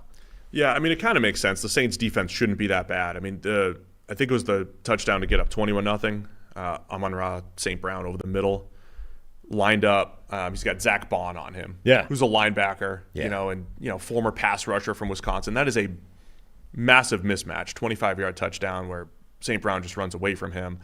So yeah, the Lions were really good early. There was also a play early on, man. The Lions are just fascinating. It was 3rd and 7 on their very first drive, or I think just the third play of the game. And they just handed off to David Montgomery on 3rd and 7, just run inside zone, and picked it up. I mean, that was like when they ran on 4th and 5, 4th and 6 a few weeks ago against the Chargers. You don't see that. It wasn't a draw. You know, sometimes you get the old school, I'm going to run a draw, really catch them off guard. This was just like they ran inside zone against a favorable look. That is one of the things I think Ben Johnson does really well with the Lions, is adjusting to looks. And again, running when you're expecting pass and passing when you're expecting run. Then they get into the goal line and they run single back with 4 tight ends across the board, including their extra offensive linemen, and change the blocking scheme around where the Saints just completely outmanned and David Montgomery walks in for a 2-yard touchdown. I mean, there's just so many of those plays where they're stealing yards by great scheme and execution, Detroit's offense. So you saw a lot of that. Jahmyr Gibbs, 36-yarder to kind of set up that David Montgomery touchdown. So yeah, the Lions, they had a lot of big plays. Sam Laporta continues to be awesome. 9 catches for 140 for the rookie tight end. Huge game for him. He was uncoverable. They move him all around the formation. So just a lot of things to like about that Lions offense. But yeah, there was a lull in the middle of the game where they weren't moving the ball as much, and the Saints were crawling back in. Yeah, and the Saints every time the Saints got into the red zone, they were scoring, which made a difference. Like Completely different team when they actually score in the red zone. Right, they put themselves in a hole, but they were 2 for 2 in the red zone early. Then they got to stop when they were down 10. Like they started to make this a game in a pretty quick sequence of plays. The Lions have to kick a field goal to go up by 6. Saints have the ball back. You're like, wow, all the momentum is with the Saints. The Lions just settle for a field goal. Like, they could take the lead. You just drop a momentum line? Yeah. And then the Saints fumble the snap. They lost the momentum. Yeah, lost the momentum. What's the point of having the momentum if you're going to lose it? Snap the ball into their own guard, into their own pulling guard. Lions ball. And honestly, that's the game right there. Like, that play stalls any chance the Saints had of coming back in this thing, gives the Lions the ball. They get that double reverse thing to Jameson Williams, touchdown. He looked so fast on that play. Well, imagine 19-yard run for Jameson Williams. It was Raymond that had the ball first, right? They like faked the reverse one side with Khalif Raymond, speedster A, and then flipped it back to Jameson Williams, speedster B. Imagine being a linebacker for the Saints dealing with that. Like, oh crap, fast guy going that way. Yes. Oh no, even faster guy going in the other way. Like, forget it. Dude, I love it so much. I love so much of the Lions team building effort. We talked about the offseason, man. It's like we didn't know Sam Laporta would be this good. Right. But he's become a mismatch tight end. I mean, he's on pace to have like the best rookie tight end season ever. Mismatch tight end Sam Laporta. And we did mention this at draft time. We just didn't know the extreme. Jahmyr Gibbs, I will reiterate, being used properly. He only had 8 carries yesterday, whatever. He'll be a part of the pass game when needed. He's a part of the run game when needed, but when he touches the ball, you got to account for that. And then, you know me, in my team building effort, I always want a Khalif Raymond type. And the Lions said, we're going to have 2. We're going to have 2 of those guys. And yeah, try covering both when we're running double reverses. Jameson Williams, I was trying to look up his speed. I think he hit 21 miles an hour on that, which is really good for it was a 19-yard run, but he only had 30 yards. Like most of the big runs, it's like you have 50 yards of build-up. Open field for 50 yards, and that's where you hit the 22. Yeah, because we have access to all that data, but it got filtered out by one of our adjustments or something, so I had to dig it up. I talked to our data science guys. We have it. But, dude, he hit the Jets, man. That was awesome. Good luck. Good luck covering the Lions and all their speed. So also in this game, it's like a throwback to 2014. You had Bruce Irvin with a sack. Yeah. You then had Bruce Irvin knocking Derek Carr out of the game because he was tackling like it was 2014 He did. He forgot that you can't put all your body weight, even though it's not a lot of body weight, you can't put all of it on the quarterback. Well, and it wasn't so much that he just put all of his body weight on the quarterback. It was like he used his body weight to spear the quarterback into the turf, which whatever about landing on him by mistake with all of your weight, like this was actually, you just spear tackled him into the ground. You really can't do that. You might get away occasionally with falling on him. You definitely can't drive him into the ground like it's 1998 anymore. You can't do that. So he gets a penalty on that play, but he did knock the quarterback out of the game. So, cost-benefit analysis, you can argue that was worth it. Anyway, in the same game where Bruce Irvin is like a major factor for the Lions as a pass rusher, Jimmy Graham is getting a touchdown. Well, that was what sparked the red zone offense for the Saints. Right. He put Jimmy Graham in there for his 6-yard touchdown. Again, without numbers to back it up, I'm pretty sure the Saints are the worst red zone offense I've ever seen. And the numbers aren't great either. I mean, I've highlighted Carr's got the lowest grade or one of the lowest grades in the red zone, and they had multiple games where they got into the red zone 5 times and scored 0 touchdowns or 1 touchdown. Like it was horrendous. But yeah, the Saints are a completely different team. When they actually score in those scoring opportunities, they just dug themselves a hole, in part because they had a drop go into Brian Branch's hands for a pick, much like week 1 where Branch had, tip drill interception against Mahomes and the Chiefs. So that part might be encouraging for the Saints. But Derek Carr, he finished 17 of 22 for 226. A lot of big plays in there, throwing the ball down the field to Chris Olave.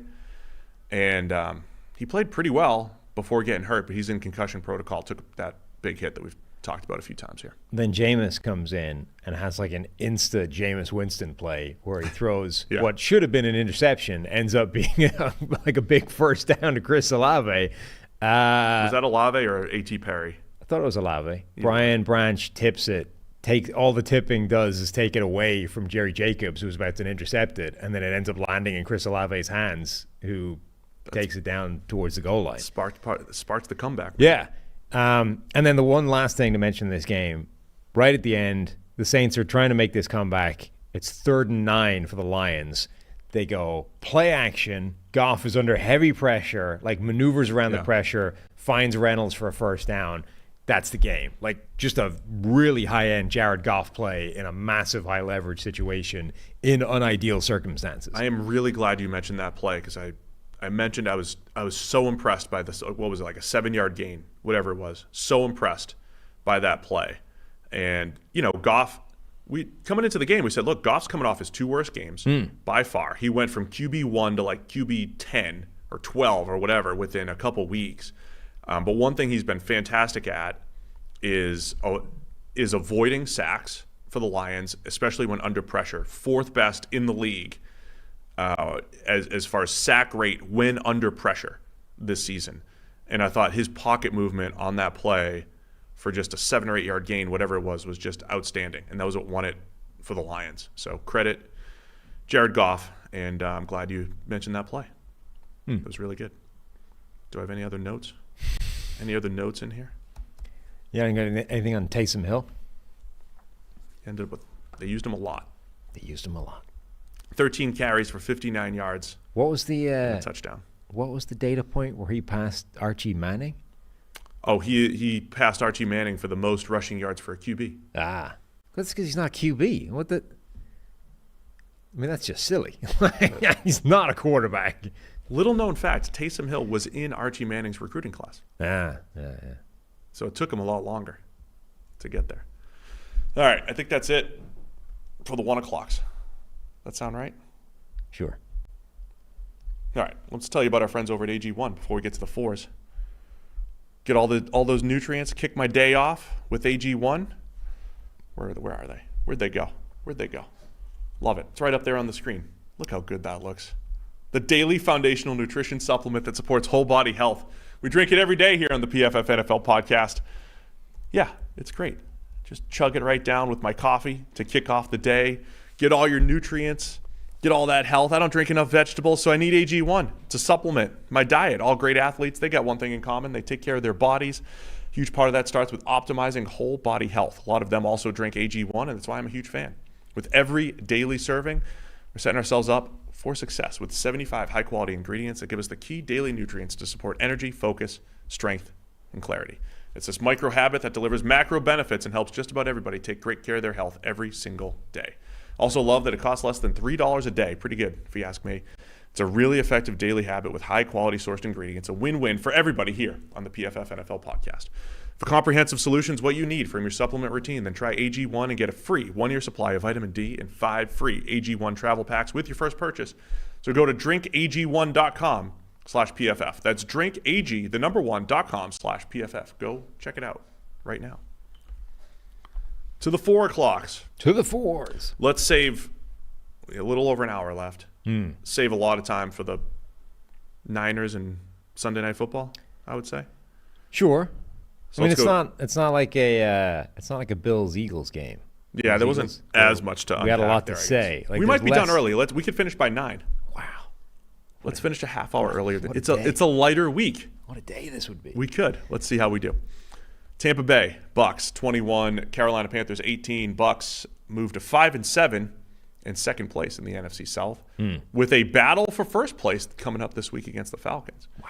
Panthers fall to 1-11, a commanding 1-game lead for the number 1 overall pick for the Chicago Bears. Did this loss take Carolina? Did this mathematically eliminate them from the playoffs? Because they weren't heading into this game. First team eliminated from the playoffs. Right. Because wildly, despite being on track for the number 1 overall pick that isn't theirs, they weren't eliminated heading into this game. Not in the NFC South. Yeah. And with the interim coach. Their pathway into the playoffs, by the way, was winning the division, not making a wild card spot. Yeah. It's a bad season for the Panthers. They were unable to leverage the interim head coach bump. I mean, it made it close. Almost made a little bit of a comeback. Mike Evans, unbelievable game for him. 7 catches for 162. As Carolina, as they tend to do, Carolina tends to put one drive together where they look like a good offense. So they put that drive together to make it 10-7. They took the lead. Yeah. 10-7, right? And it's like, oh man, Tampa, wake up. The Panthers are about to beat you. And then first play from scrimmage after the kickoff, Baker Mayfield hits Mike Evans, who takes it 74 yards for the touchdown, 75 yards for the touchdown. It was 74 initially. They overturned it to the 75-yarder. Okay. This was another game where there was a lot of rain in it. A lot of rain. It was torrential for a little bit. That's what happens in Florida. Yeah. And I don't know what about him made me think this, but I was like, you know what? Baker just doesn't feel like a quarterback that would do well in the rain. It feels like rain would make Baker especially bad for some reason. What makes you think of that is the entire 2021 season where they played like 12 straight weather games in Cleveland. He did have a bunch of terrible rain games. You're like, I can't evaluate Baker Mayfield. There were raindrops in this game. That's what it was. Anyway, Baker was playing like absolute crap in the rain, and then the rain eased off later in the game, and we got better Baker Mayfield. Like, what are his first and second half splits? They must be wild. But anyway. #weather matters. Tiny human Bryce Young was performing better in the wet conditions than Baker Mayfield was, who's just a normal-sized human. They also, by the way, threw up. He didn't throw up. But he didn't throw up? He threw up an interception that I think completely slipped out of his hand. Yeah. Not good. Oh, yeah, just completely slipped. He just threw an arm punch to the safety. So, also, it's a wet ball. Poor old Jonathan Mingo, actually making some plays in this game, has a great catch early in the game, which they then call incomplete. Even they challenged it because it was quite clearly a catch. And they're like, no, sorry, it's Mingo. You didn't catch it. Did they say his forearm hit out of bounds or something on that? They had something like that. It felt harsh. That was a catch. So they had that. The Mike Evans thing, he now went over 1,000 yards again, 10th straight year, matches Randy Moss, and now trails only Jerry Rice among all-time receivers with 1,000-yard seasons. Yeah, I mean, it's really impressive. I think it's the durability. He of passed Evans. Tim Brown and Terrell Owens, who have 9 of those seasons. I think Evans has an interest. I mean, I think he'll end up in the Hall of Fame. But I don't think at any point in Mike Evans' career was he a top. Like, what's the peak for Mike Evans as a top X receiver in the NFL? Well, what Arif Hassan was pointing out is, so he's got now 10 seasons of 1,000 or more yards. Only Jerry Rice has more. Amongst all these wide receivers with a bunch of 1,000-yard seasons, Mike Evans never goes over 1,200 yards. So all these other guys, it's like an arbitrary cutoff. So he only has 3 of those 10 seasons over 1,200 yards. Everyone else, he's second all time in 1,000-yard seasons by a wide receiver. But he's like, I don't know how far down that list he went when it was 1,200 yards. But a lot of these other guys have way more 1,200-yard seasons than Mike Evans. He just seems to have this level of, I'm going to get you 1,000 yards a year. Guarantee it. Guaranteed. Book it. But 1,200, like dominant year? No, not so much. Yeah, so that's why, I mean, then there's games like this. Like the Bucs don't win this game without Mike Evans. Right. Because Chris Godwin was playing hurt, and he didn't have a catch. We've talked all year about Tampa Bay doesn't have a third wide receiver. So Mike Evans was wide receiver 1, 2, and 3. He had 162 of Baker Mayfield's 202 yards. That's 80%. He had about 80% of the passing yards yesterday, and he just took over this game. So that's, to me, that's more the story of Mike Evans' career. The 1,000-yard thing is an arbitrary number that becomes far more arbitrary now that we've added an extra game, Sam. Mm-hmm. And it's easier to pass than it was during Tim Brown and Jerry Rice's eras. But obviously, Mike Evans, he gets banged up, but he plays through it. He stays healthy. He's consistent. And he might not have dominant seasons, but he has games like this where he can absolutely dominate and do freaky things, both at the catch point and after the catch. So credit Mike Evans.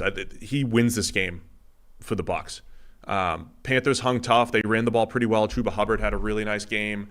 But like I said, I thought the broadcast did a really nice job of showing the picture that Bryce Young was looking at the top of the drop, where there was no separation. No separation and inevitable pressure heading in your direction. Yes. He was pressured a ton. The Bucs defense had 29 total pressures. The Panthers offensive line gave up a ton. He's just under pressure a lot. What do you make of the number? They had this in the broadcast All 9 of Bryce Young's touchdowns this year have come from inside the red zone, and 8 of the 9 have come from inside the 10-yard line. Like, they have had nothing. No scores have come from, like, far away from the goal line. Yeah, they don't create explosive plays. So remember, I was all the way back to early last year. Baker Mayfield was the starting quarterback for the Panthers. We forgot this was a Baker revenge game, by the way. He was the starting quarterback for the Panthers. And the offense was actually similar. It was cheeks. Very bad. Yeah, cheeks. Except they would have like a random screen to Laviska Shenault for 67 yards. Remember how many times that happened? It was kind of like the Steelers' offense this year, where 95% of plays seemed bad, and then there'd be like a 60-yarder in there. Bryce Young does not get the benefit of the random 60-yarder. Poor Bryce Young doesn't have a nice little screen for 50 in there. He doesn't have a little hitch where a guy breaks a tackle and picks up 50 after the catch. So they don't have any of those.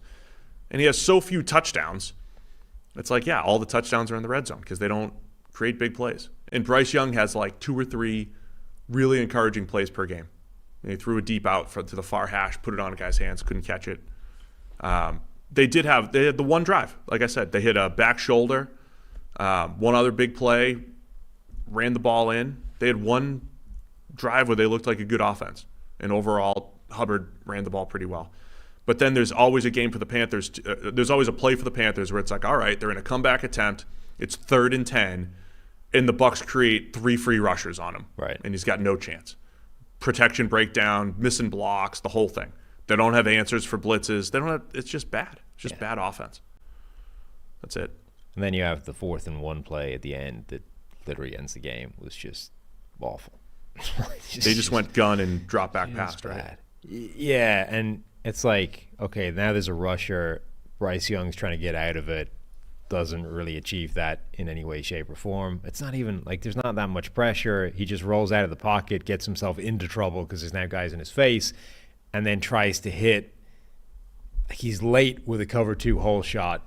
Late, and because he doesn't have the arm to get it there. Like his arm is fine, but it's not falling away from the throw. I can zip it into a cover 2 hole strong, right? Yeah. So he gets him. It's just a bad play, start to finish. Like 4th and 1, gotta have it situation, and you end up with a low percentage shot that you never had a chance of getting there anyway. And it was like it was the Panthers' offense in a nutshell, essentially.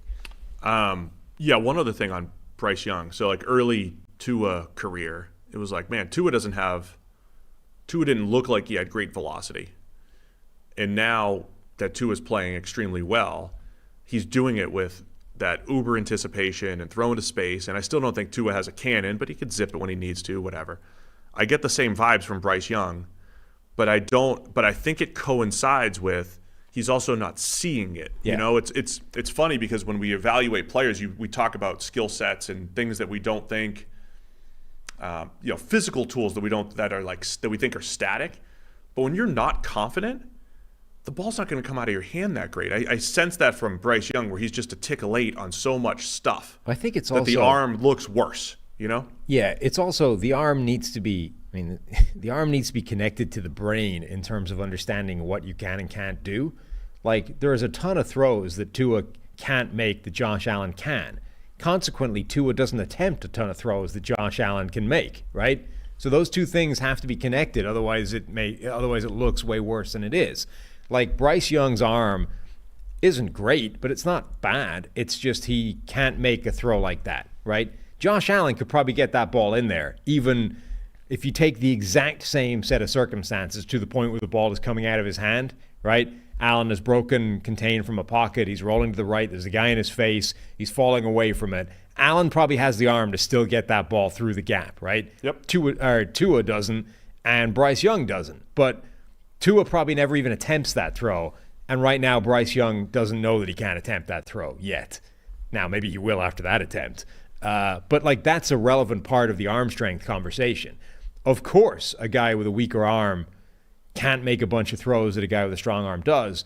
But part of that process is like understanding that and therefore not even taking those shots, right? Figuring out a different way of getting it done or going somewhere else with the football. It's each individual quarterback needs to start developing an understanding of what they can attempt. So, and the way Tua came out of what felt like arm issues, he came out of it by winning with anticipation, which he had shown on film at Alabama. Right. And actually, I don't even think he was so much as anticipatory at Alabama as he would see it and put it on a spot. I feel like he would wait, confirm it, kind of like Brady didn't really throw with anticipation a ton. He would confirm and then put it where he wanted. Tua kind of played like that. But that's like a vision thing. I thought that was incredible vision by Tua. Either way, he's using those skills. Bryce Young won at Alabama, I think, through just natural playmaking and feel. And none of that shows up once a game, maybe, right? So he's going to have to win like that, but he's going to have to take care of. He's going to have to win with anticipation, maybe not to Tua's level, but at least a little bit more at some point once he has a better offense to play in here. Of the last sort of 3 significant Alabama quarterbacks, I would say that Tua had the worst anticipation of the 3 and that Bryce Young had the best in college at Alabama. Yeah. So, like right now, obviously Tua has the best of the 3 by a mile because the alternatives are struggling Bryce Young and complete mental collapse Mac Jones. So Tua's throwing with anticipation probably better than any quarterback in the league right now. But in college, in the same offense, Bryce Young was better, I think, than either of the other 2. If it takes him a while and he gets there, it's still that's what needs to be his superpower at the next level. One more thing I just want to highlight for the Bucs: both starting linebackers, Devin White, Levante David, missed the game. So is J.J. Russell and K.J. Britt starting at linebacker. Britt lasted only 7 snaps. So J.J. Russell plays the majority of the game, plays pretty well. They had to put Ryan Neal in the box. They were playing with one linebacker for the majority of the game. I think that was a big part of why the Panthers were able to run the ball a little bit, but the Bucs dealt with some injuries on that side of the ball and battled through, and they're still alive, man. They have some tough games, but everything's winnable, I guess, for the Bucs. And like I said, battling for first place next week in Atlanta. Mm-hmm. All right, let's go. Los Angeles Rams 36. Cleveland Browns 19, much closer game than the score would indicate. Rams pulled away late. They moved to 6-6. Browns fall to 7-5. Joe Flacco made his Browns debut. Can't believe Joe Flacco let me down. They were up early, man. Yeah. Joe Flacco was cooking early. Cooking. Yeah. It was a very Joe Flacco game, actually, where most of it was okay, and then randomly with 6-7 minutes left, it was just an absolutely absurd heave deep down the field to a safety. You're like, what is that? Joe Flacco seems to have spent his entire career believing that he had 15 to 20 more yards of arm down the field than he actually had. This one, it made no sense whatsoever unless he could put 15 more yards of distance on it, and then maybe the wide receiver would have been the guy to run under it more than the safety or the corner. But as it was, with the arm that he actually possesses, it was just nuts. And that ends up being a big swing in the game. You could tell Flacco was rusty. Yeah? Early. How could you tell? He has a deep ball, and he overthrew it. Oof. I mean, that goes against the strongest play of his career. His arm was too rested. Too rested. He had too much rest. I mean, I saw some other people tweeting about Flacco's arm looks good. Yeah. He had too much arm. Lively. Yeah. By the way, at the end of Flacco's starting run with Denver and everything, his arm did not look good at all compared to early in the career. So he was almost too rested because he's the king of the underthrown pass interference. You do not overthrow the deep ball. You're not giving your guy a chance to run into the defender and pick up a 40, 50-yarder. So he overthrew the deep ball early on. No, but I mean, look, they had a busted coverage for a touchdown early, got up. Amari Cooper got banged up in this game, and Flacco started feeding Elijah Moore, former Jets teammate. They did a nice job connecting on a bunch of plays. So it was a close game, man. Browns had a 10-minute drive to start the third quarter, but had to settle for a field goal. But then they get up. They score a touchdown to make it 20-19, miss the extra point. And that was where, Rams go up by 8, 27-19. Flacco throws the ill-advised interception to nobody. Yes. And, it was bad after that. Myles Garrett was playing in the game, but as we speculated, it didn't look exactly like Myles Garrett. It looked a bit more like a limited version of Myles Garrett. Had a couple plays in there that looked pretty good, but he's going to end up with a couple of pressures from an entire game, which is not how his season has been going otherwise. Remember before we talked about this weird difference between, like, Puka Nacua, no actual measurable of his is good. And yet... Except what? Except his... What did you call that stupid thing? His actual... Whoa. Cut that out of the show. It's not a stupid thing. It's a stupid name. Game athleticism. There you go. His actual, like, tracking data suggested he was one of the most athletic players in the draft. 99th percentile. There you go. Yes. And you're like, I don't really... Where is that? It doesn't really... Like, you don't see it in the game most. There were multiple plays in this game where, like, oh... You saw it. There it is. Yeah. Like, he catches, like a pass over the middle and then runs away from 3 different Browns defenders. You're like, oh... That's in-game athleticism showing up. Yes. There was another one later on as well. Was that a run? It was like an end around or something where he gets the ball and again just accelerates away from a couple of guys. Like, there you go. Yeah. Doesn't matter what the 40 time is. That just showed you he ran out. Like the first one as well. It was interesting because I think it was a linebacker, a safety, and a corner. So theoretically, sort of 3 different speed levels, and he just powered away from all 3 of them.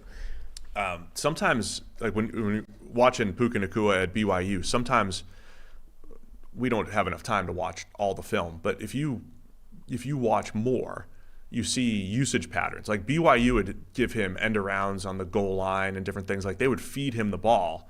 For a guy, when you were watching him, he definitely didn't feel athletic, right? Right. And again, I may have sent some suggestions around the league to keep an eye on Puka as a guy that I really liked. And some of the questions were like, does he have the quickness? Does he have the athleticism? Because it didn't feel like you didn't see it and feel it. But I think when the team feeds a guy the ball, they understand it. Like they see him every day and they might see something. I think there's signal in there, right? When it's like, the team is taking this guy who looks like he runs 4.6, right? And they're trying to get the ball in his hands in space. It doesn't make sense on paper, but there might be something there, or our just eyes are lying and deceiving sometimes. Yeah. And so he looked fast and explosive yesterday. Also got banged up a little bit after making that twisting catch. The contortionist once again. But Puka Nacua, 4 catches for 105, including that 70-yard touchdown, 2 carries for 34 yards as well. I want to highlight Kyren Williams again. He had 88 yards on 21 carries. Scored late. He also had a great blitz pickup on that 70-yarder to Puka. It was also a strike by Stafford, who continues to just make big-time throws this year. Actually had a good stat line in this one. Stafford, 3 touchdowns, 110 passer rating. Big plays by Demarcus Robinson in this one from the Rams as well. So they remain in the mix here, man. 6-6. And I keep going back to that Green Bay game, man. Rams versus Packers a few weeks back where Stafford missed the game. That might come back and haunt the Rams if they don't make the playoffs. Kyren Williams had his first 7 carries into a loaded box in this game. He'd literally never carried the ball into a loaded box so far in his Rams career. Well, that's what the Browns do. Well, and late in the game when the Browns, were trying to stop the Rams winning, they obviously were loading the box, and he ran not tremendously successfully against those he did force 3 missed tackles and get a couple first downs, which were key. This game felt like, are the Browns' defense becoming a victim of their own success to a certain degree? They have been so good and so aggressive and so kind of positive EPA on defense. Like they cause so many negative plays. Are they actually reaching the point now where their aggression is getting taken advantage of with these like end arounds and jet sweeps, and anything with misdirection seems to now be causing them an unusual degree of trauma because they're so aggressive at whatever the first thing they see is? I'd have to look at it. I might be a victim of my own thing I hate, which is the highlight reel test. But it does feel like the Browns have given up a lot of explosives this year.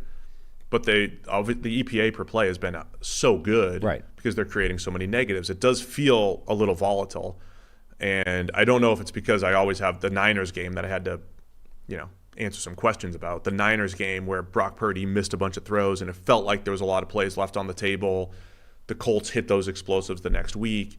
This is one of those games too. Like they've given up. They gave up a 70-yarder to Pittsburgh earlier this year. They gave up this 70-yarder to Puka. I think it's just the nature of they play a lot more man coverage. And they are aggressive and in and around the line of scrimmage, and there are big plays to be made against the Browns, but it's team defense, right? So like you might have a busted coverage on the back end, but if you're getting pressure, which the Browns have done a great job of this year, QB can't hit it, or they're late to it, or they're getting hit while throwing, or whatever it might be. I think it's just a volatile defense right now, where you can have a game where you give up some explosives, or you could have a game where everything's working in tandem. You're creating man coverage is tighter. You're creating tighter windows, and you have dominant performances. I think that's just where we are with the Browns defense right now.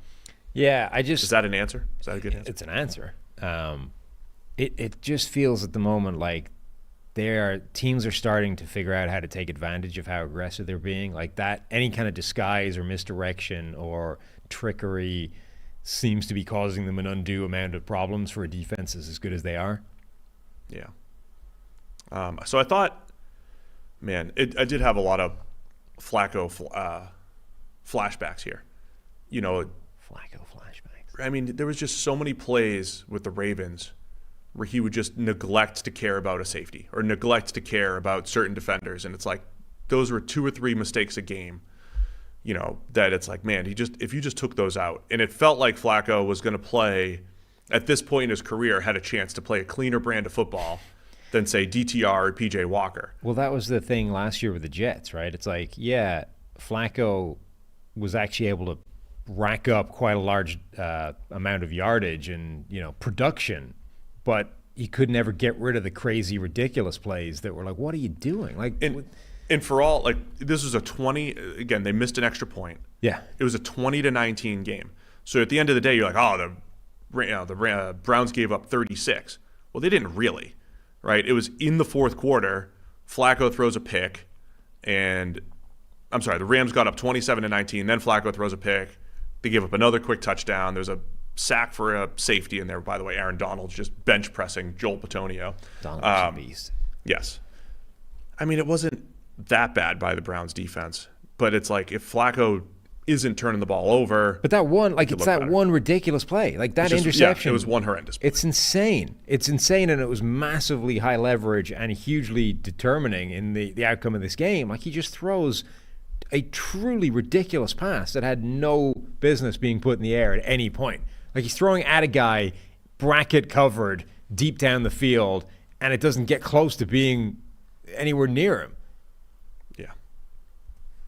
Oh, that was when sorry. Yeah, so I had it right in my head. It was when it was a 20-19 game. Yeah. And that was what put the Rams up. That play 8. was like the game. Yes. Now, maybe the problem was Elijah Moore is not familiar with the Joe Flacco, because Elijah, like, the ball's put in the air, and his initial reaction is to kind of keep running, deep down the field, and then has to turn himself inside and look for it. And it's like, oh, this is where it doesn't make sense. Elijah Moore's running a corner. Flacco's throwing it more up the seam. Yeah, I mean, it's a clear out. I mean, it looks like. But the point being, a wide receiver that had a deep-rooted familiarity with Joe Flacco's game would understand that the second that ball is in the air, my job now is to stop running downfield, turn, and start heading back towards the quarterback, and therefore draw the pass interference play. Run into the defender. Like, Flacco simply put the patented underthrown pass interference ball in the air, but that requires the wide receiver. Like, we have underestimated the skill set of Torrey Smith down the years, whose job was to just find the nearest DB and run into him. Torrey had a unique skill set, though. He was fast enough to get behind the DB, so you have to stack the defensive back so you can run back into him. Well, no, you just, I mean. All right, let's just end it. I got no more use for this game. Elijah Moore here is beyond a DB. He just neglected to find a guy and run into him. Like, if he'd turned, ran into the safety and fallen over, flag, great play, Joe Flacco. Still got it, baby. Let's go to the game of the week that wasn't. Game of the week that wasn't. 49ers 42. Philadelphia Eagles 19. Niners move to 9-3. Eagles fall to 10-2. A dominant performance by the Niners on the road against the Eagles. And it started so well for Philadelphia. Yeah, I gotta admit, I didn't see this one coming. Because I think I picked the Eagles. I was surprised that they were home underdogs here. And the Niners just took it to them. Yeah. And there's reasons. I mean, I thought the 49ers would win. And I thought their punch is better than the Eagles' best punch. I didn't think they would destroy them. like the start of the game. So play number 1, Philadelphia get a 38-yard slant and run by A.J. Brown. They got a couple of field goals early. They stopped the 49ers early. So it's like, all right, initially, early returns were favorable for Philadelphia, not so much by the 49ers. And then from that point on, the 49ers offense started moving, and then the Eagles didn't stop them for the rest of the game, like at all. Yeah. And that, I mean, the Eagles gave some punches back, but it wasn't enough because they couldn't stop. Like every punch they gave, they were getting 2 in return. And you can't win like that. So I've got tweeted it out earlier. Crazy stat of the weekend. The Niners did not attempt a pass longer than 15 yards down the field. 15 was the max. Yet they averaged 11.6 yards per attempt and 16.5 yards per completion without even attempting a pass more than 15 yards down the field. And this is not a negative on Brock Purdy. I'm not using this as a negative. I'm using it as a positive for the totality of this offense. All of it was just unbelievable. I thought Purdy had a few huge plays in there. Again, there was a 3rd and 7 pass to Brandon Ayuk where he hits a far hash deep out to just convert a 3rd and 7. It's like an 8-yard pass, 10-yard, whatever it was. It was far hash, by the way, too, in the NFL. The hash marks matter, not like they do in college, but it matters. And he puts the ball pinpoint, and it was a great job by Ayuk. We always talk, I talk a lot about QB-friendly routes. Great route by Ayuk to come back to it. And then the next play, 48-yarder to Deebo Samuel over the middle. So it was that type of thing, right? The Eagles can't get off the field on 3rd down, or the Niners make a great play on 3rd down. And those were the big plays by Purdy, thrown in with anticipation, accuracy, keeping the drive alive. And then you throw like a little 5-yard pass to Deebo Samuel where he just outruns the whole defense for 48. So look, Brock Purdy's 19 for 27, 314-yard, 4 touchdown, no pick stat line in isolation is inflated, right? He had Deebo take a 5-yarder, 48. He had Deebo, what was the other? Were they both 48? He had the screen pass for 46, right? Obviously, those are going to make Purdy's stats look better. 68% of his yards came after the catch. But my point is, Purdy hitting a 3rd and 7 pinpoint pass to Ayuk earned him the right to throw a little, 5-yard pass to Deebo to turn it into 48. That is the stress that the Niners offense puts on defenses. The poor Eagles linebackers. Zach Cunningham hurt. Christian Ellis in there. I think it was his first career start. Nicholas Morrow. They had a rough outing. Trying to cover Deebo Samuel over the middle. Trying to cover Christian McCaffrey on a wheel route, for 33-yarder. Those poor linebackers when you're facing the Shanahan offense. So it was just a masterclass once again by all of them. By Shanahan, by Brock Purdy, and then all the playmakers that the Niners had. Yeah, I mean, their offense looked, once it got going after that first couple of drives, they were absolutely dominant. And then their defense did enough to ensure the Eagles couldn't keep pace in like an absurd, 40-plus point back-and-forth game. And even though the Eagles, they controlled the first quarter, they had to settle for 2 field goals. That ended up obviously being huge. They're up only 6-0. And then the Niners come back with 2 touchdowns. They're up 14-6. They get up 21-6. I mean, the Eagles being down 14-6 at the half, it was like, this happens all the time, right? The Eagles have been Jalen Hurts had won, and the Eagles had won how many straight games being down 10? Yeah, 4. Maybe more than that. There was some number. They'd won like 4 straight games from being down at the half or something, and no one had ever made it 5. So even just being down 10, they had kept winning 5 or 6 in a row with Hurts and the Eagles. But they couldn't make this comeback. They tried. They got it to 21-13. But that was where I think the biggest play of the game was Purdy hitting a 3rd and 7 to Brandon Ayuk, because the next play was Deebo for 48 to put them up 2 scores, and they just ran away with it from there. So yeah, I think in isolation, it's fair to say, did Brock Purdy himself play at a 148.8 passer rating level? I don't think so. But he had a key scramble to keep drives alive. He had the 3rd and 7. He just runs the offense extremely well, gets the ball into Deebo and McCaffrey's hands and Kittle, and those guys just make big plays, man. He was only sacked 3 times, but Jalen Hurts was under pressure 31 dropbacks in this game. Yeah. That's insane. That's got to be like the highest figure I'm going to have to run numbers and find out how long you need to go back before you can find a quarterback that was under pressure more dropbacks than that in a single game. That's a crazy number. I mean, that was what's even early in the game, it felt like that, by the way. Like every time you looked up, it's like Jalen Hurts is running around back there under pressure, and then maybe the ball's finding somebody, maybe it isn't, maybe he's running for something, but like he's running around away from 49ers pass rushers, even when they're executing those field goal drives early in the game. Part of it's just that I feel like all year he's just been kind of like there's some dropbacks where he's just sitting at 9 or 10 yards. He's been doing that all year and almost inviting pressure. And the Niners were trying to compress the pocket and kind of keep him in. And then I don't know, man. It was a good battle. Like Nick Bosa versus Lane Johnson, legit heavyweight battle. Bosa he created some space with bull rushes a few times, got by Lane Johnson a few times. That was a great battle. I mean, there's some really good matchups in this one. But yeah, it did feel like what I kept using the word lethargic for the Eagles offense throughout this season.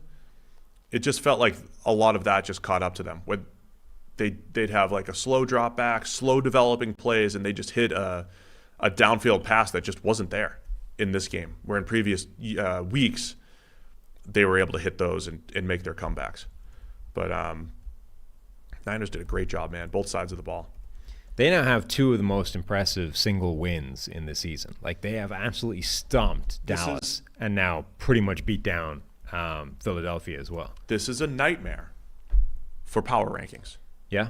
Because the Eagles are 10-2. They're still a game better than anybody else in the NFL. They're 10-2. But they just got stomped by the Niners on the road. And as you said, the Niners they get the best wins, man. So it's a nightmare for power rankers. Or the committee. Or the committee. Because you have to battle record, which is the default, with recency bias. I mean, it's a lot to battle here when you're putting power rankings together. Yeah, I mean, in this world as well, where you're like, MVP, who's the most important player? I mean, the without the Deebo Samuel factor is starting to become, like, everyone's saying, is Christian McCaffrey MVP? I mean, is Christian McCaffrey even the most important player that the 49ers have? When they don't have Deebo, it doesn't look the same. When they do have Deebo, they appear to be unstoppable. But I said this back when they traded for McCaffrey, right? Like in isolation, it's in our contract, Sam, to be completely against any sort of running back acquisition that involves any sort of value, right? But the point I made at the time was similar to my Jahmyr Gibbs point.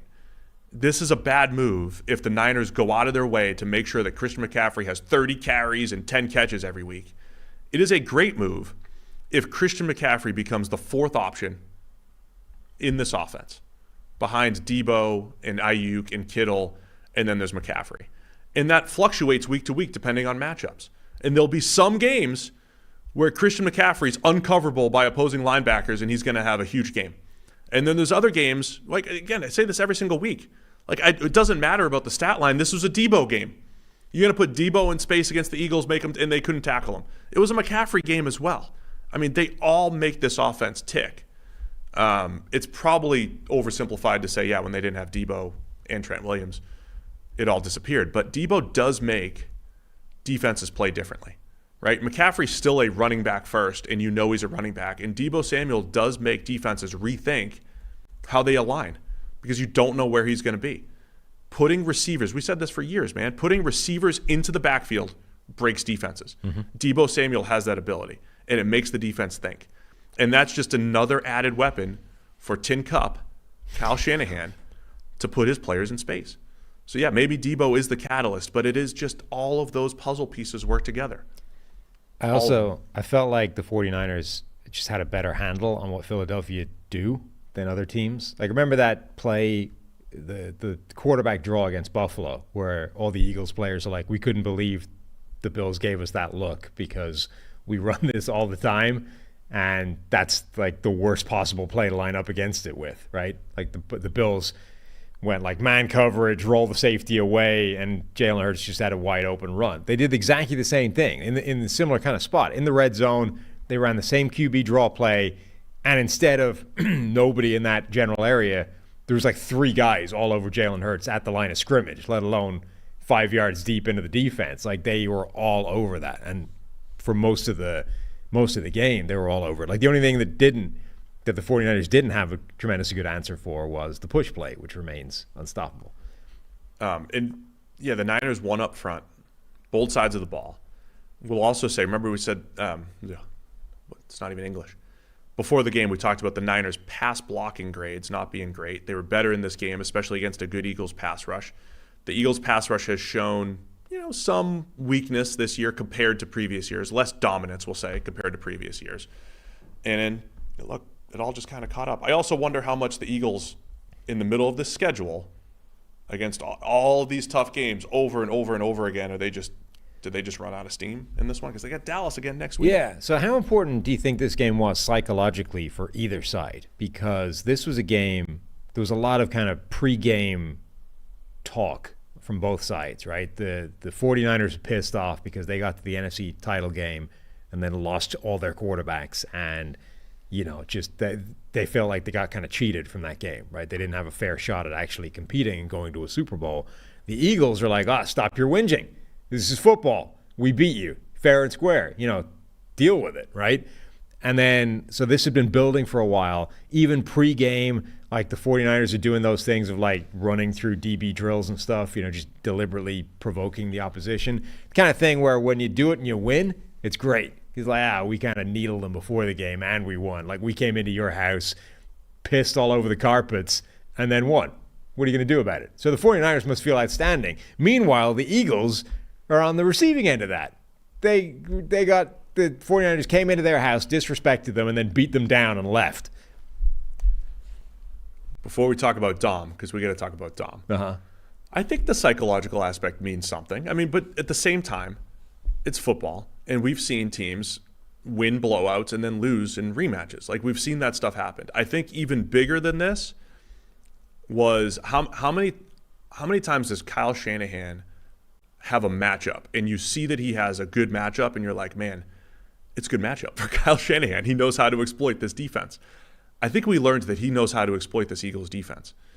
And the Eagles team building strategy, which I think is a good one, build through the trenches and pass rush and everything, and they kind of neglect linebacker, right? It's kind of an afterthought in the middle of the field. They don't spend a lot on linebackers and safeties. They're also all hurt. I get it.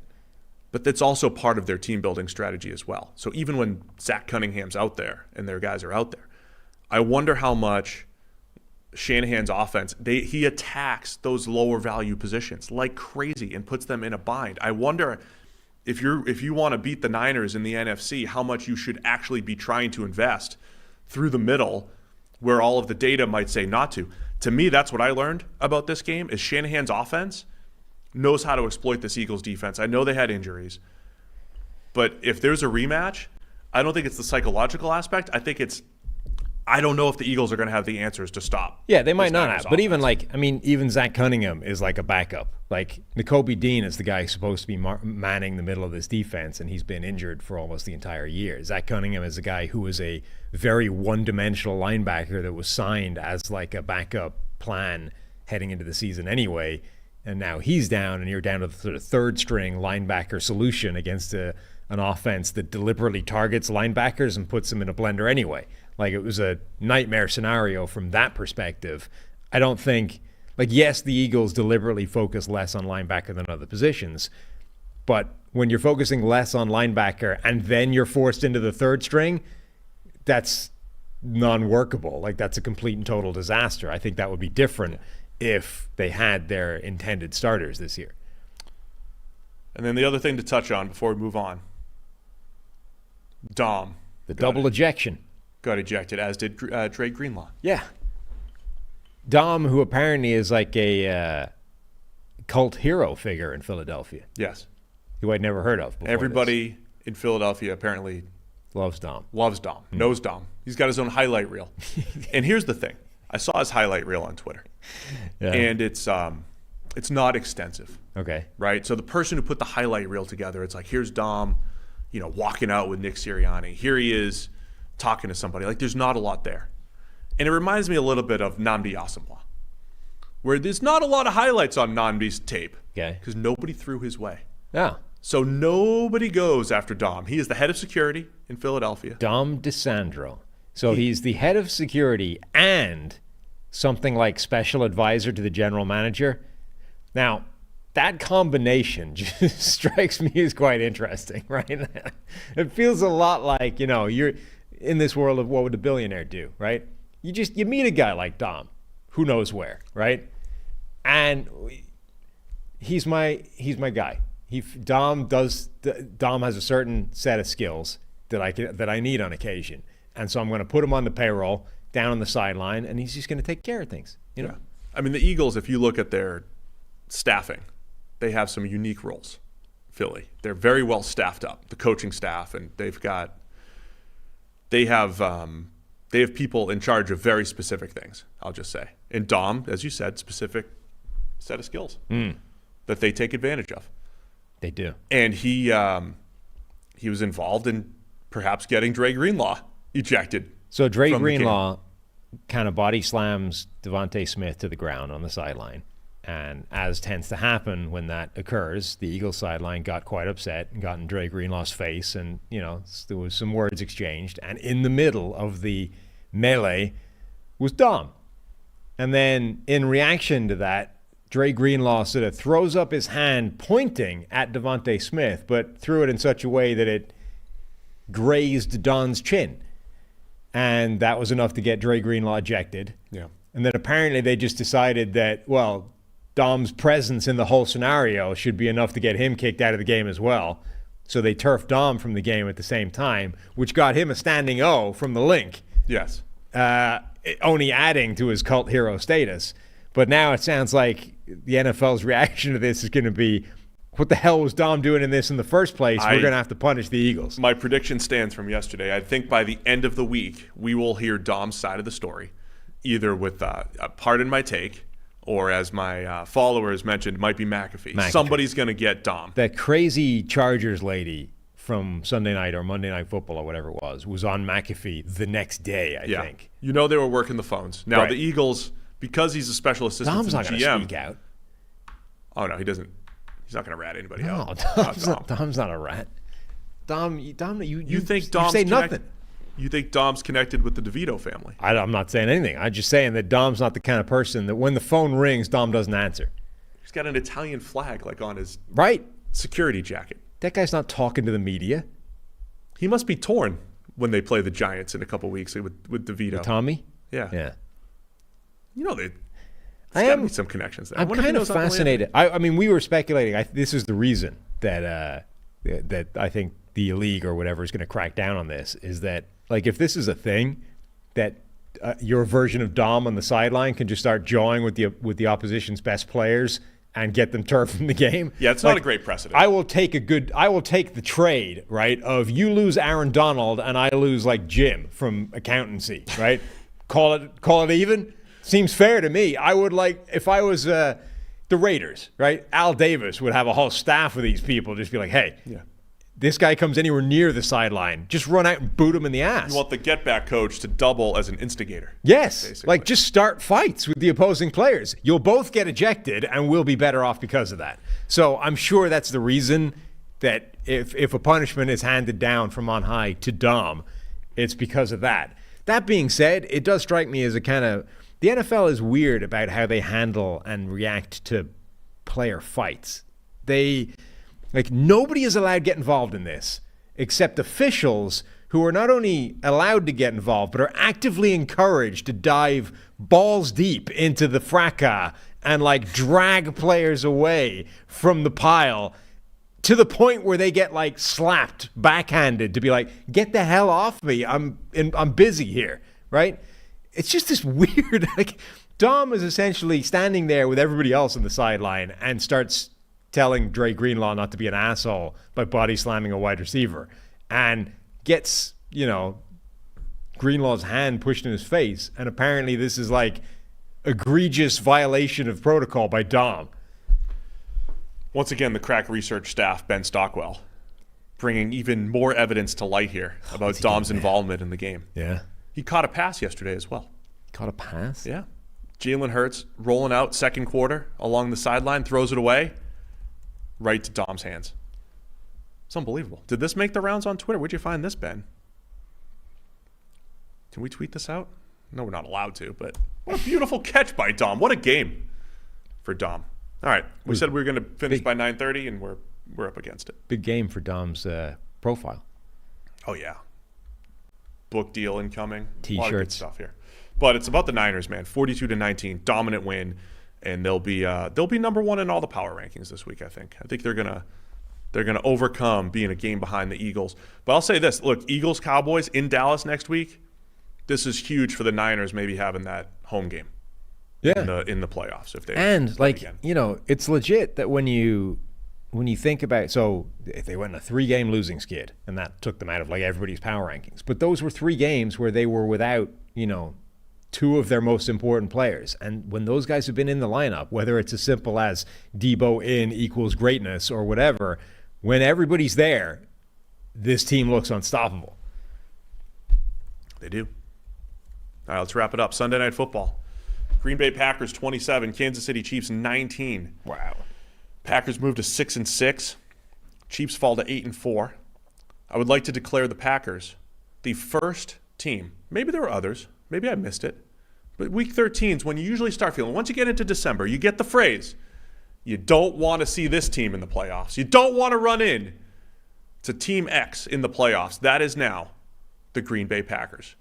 Because that offense was absolutely cooking last night.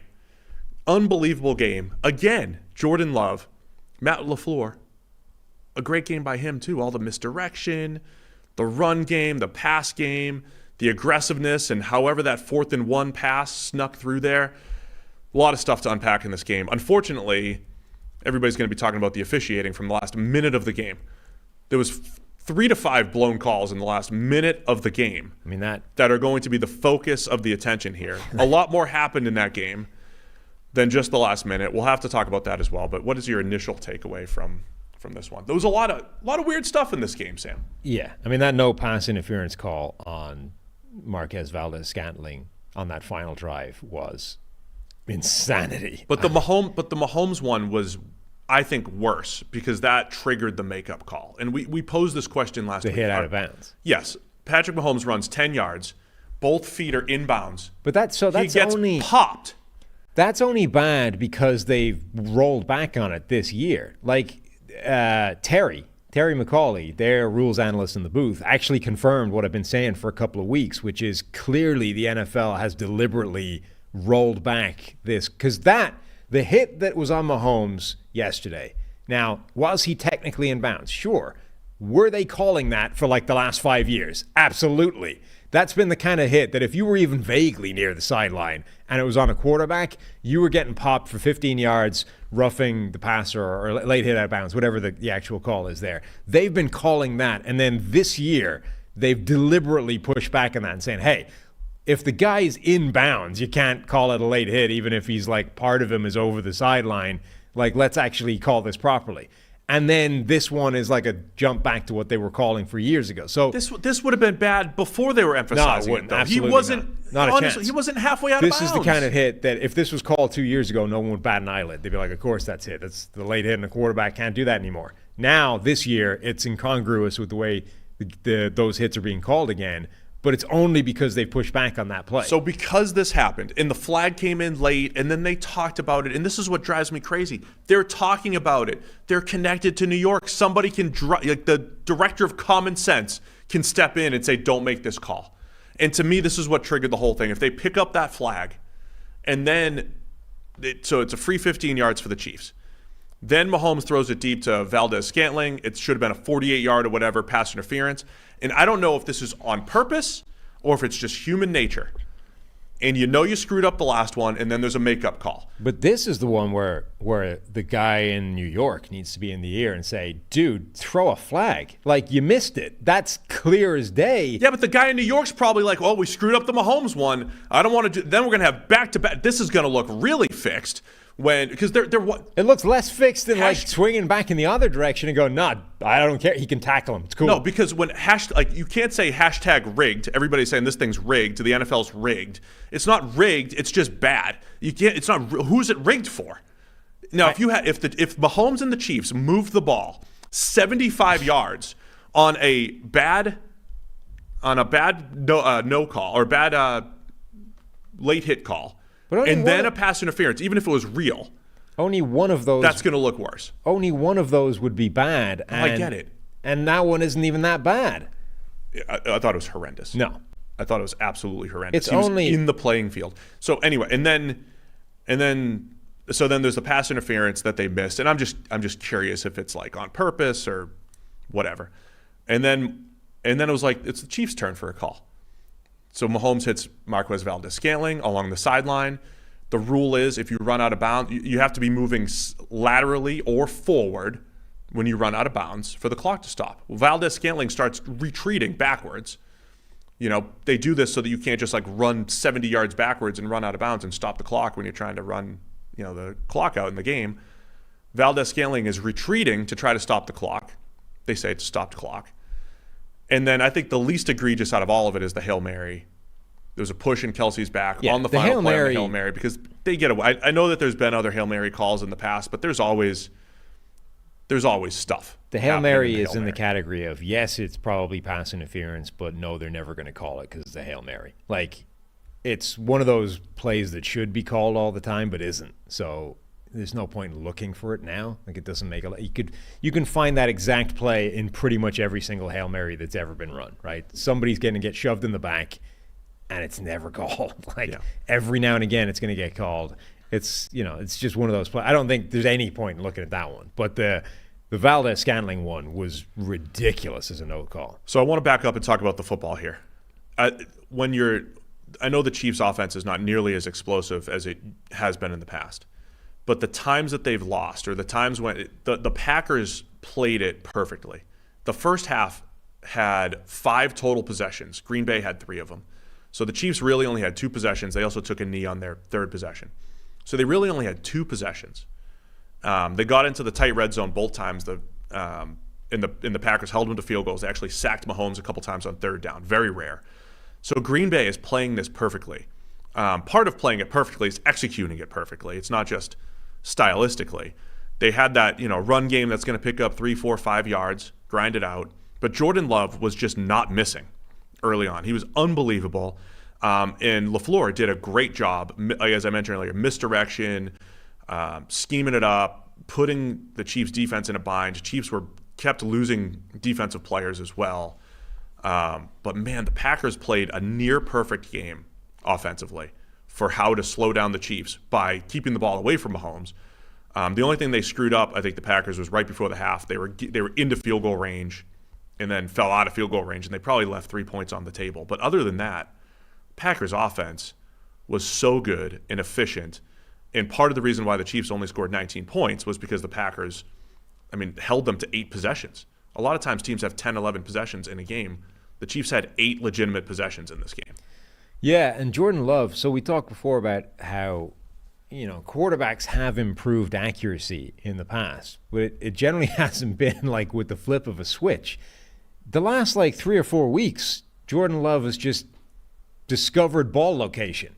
He's gone from being one of the least accurate quarterbacks in the league in terms of putting the ball where he actually wants it, regardless of whether it's caught or not, to now the guy, every pass he attempts in the last few weeks has been right on the money. For the third week in a row at least, he was dead on in this game with accuracy for the most part. His adjusted completion rate is extremely high. He's not making the mistakes. He's now making a consistent level of big throws throughout the course of the game. I can't think ever of a player that's made that kind of change literally in an instant. Just randomly throughout the season, he went, you know what, I'm not going to miss throws anymore. Just going to put the ball where I want it to go. One of the old questions as a former pro athlete, does success breed confidence or does confidence breed success? And you can see it in Jordan Love. He is playing, as I mentioned yesterday, in Hall of Fame level confidence. So the back-to-back plays, there were also huge turning points in this game. And we've seen this so many times with teams trying to upset the Chiefs. They were 6-point underdogs. And you're playing hard. We saw it with the Raiders a couple weeks ago. You have to make so many good plays to keep the Chiefs at bay. And the Packers, it looked like, yeah, they might lose it. They got up early, but it's 21-19 now. The Packers are not going to – I'm sorry, it was 14 – it was 14-12 at the time before this. Packers go for it on 4th and 1. They get into the gun and just go drop back pass, which I know you hate on 4th and 1. They do everything that teams have failed at the last few weeks. 4th and 1, gun, chuck it downfield. And Jordan Love throws the moon ball that just drops somehow into Romeo Doubs. Such a bizarre play. That ball it looked like a Hail Mary level of air under the ball, and it's like, well, that's not going to work. And then it just lands in his hands. That play was so funny because in one of the sort of montages they had during the broadcast, they showed a replay from the Walmart 4K Skycam. Well done. At one point, so Dobbs turns around and looks for the ball, and then has to look up because it's nowhere near where he's looking for it. And then he's turns around. I've never seen a guy adjust by looking vertically up in the air, by 20 degrees relative to where he started off looking for the football. Poor Jordan Love and Chris. Every time Jordan Love does something good, it gets compared to either Mahomes. Anytime any quarterback does something good, it's like, oh, that's Mahomesian. So he gets compared to Mahomes or, of course, Aaron Rodgers or Brett Favre. But on this particular play, I think Chris makes a good point. Remember, Aaron Rodgers used to throw the super high Hail Marys that came in at a different angle. This was like one of those that just came in at a different angle that the defense could not judge it, and landed in Dobbs' hands. But then the next play, or whatever plays later, the touchdown pass to Christian Watson. Yeah. That was one of those, I'm like, the confidence that Jordan Love is playing with, which maybe a few weeks ago we would have said was reckless, right? You're kind of on your back foot. But now, as you mentioned, the accuracy is out of this world. And he throws the ball up and away from coverage in the back of the end zone for Christian Watson to go up and get it. It was ridiculous, a ridiculous play. But that's a perfect. But those were the types of plays that they needed. And that he wasn't making earlier in the season. That catch to Watson, I think, is a perfect example of 4 weeks ago or whatever. His location on that throw would have been a yard off, and it still would have been catchable, but it probably would have been broken up, or Watson would have, had to make an adjustment that was more difficult and dropped it, or, something would have gone wrong in that play because Love's ball location would have been slightly off. Instead, he threads it absolutely perfectly outside of the reach of the DB, and all Watson has to do is just jump up, high point it, and make the kind of relatively routine catch that a good wide receiver is supposed to be able to make. That difference, and maybe it's one throw, maybe he would have made this anyway, but this is the type of throw that Love is now making routinely that he wasn't a month ago. I can't say enough good things about Jordan Love. As far as how he's played the last few weeks, and just in particular the last 2 weeks, it was against the Lions and against the Chiefs, two of the best teams in the league, and he just looks so confident, throwing with the arm talent. Everything just looks incredible for Jordan Love right now. But I keep going back to, did he have a little bit of success that got him playing with great confidence? Did he just hit this tipping point of experience? But the confidence, even just the mastery at the line of scrimmage. He was getting to second plays. He was audibling. They were snapping the ball late in the play clock. He was getting into the right play pretty often. And what I think has happened here is that's opened up the Green Bay offense. Sometimes we definitely think too much about, is it the play call or is it the quarterback? But you're seeing this happen in tandem here. Green Bay can't be creative offensively if Jordan Love is missing easy throws, as he was earlier in the year, if he's just missing everything down the field. But now that he's hitting on some of those, now you get, again, the misdirection. So they get Christian Watson in space, and unfortunately he hurts his hamstring. But as they're trying to grind out the clock and 4-minute drill, a beautiful misdirection play to Christian Watson for a little tap pass, first down. Now he goes down with a hamstring, but even just those types of plays that they're able to run, getting tight ends in space, general end-around plays, they did a great job with all of that.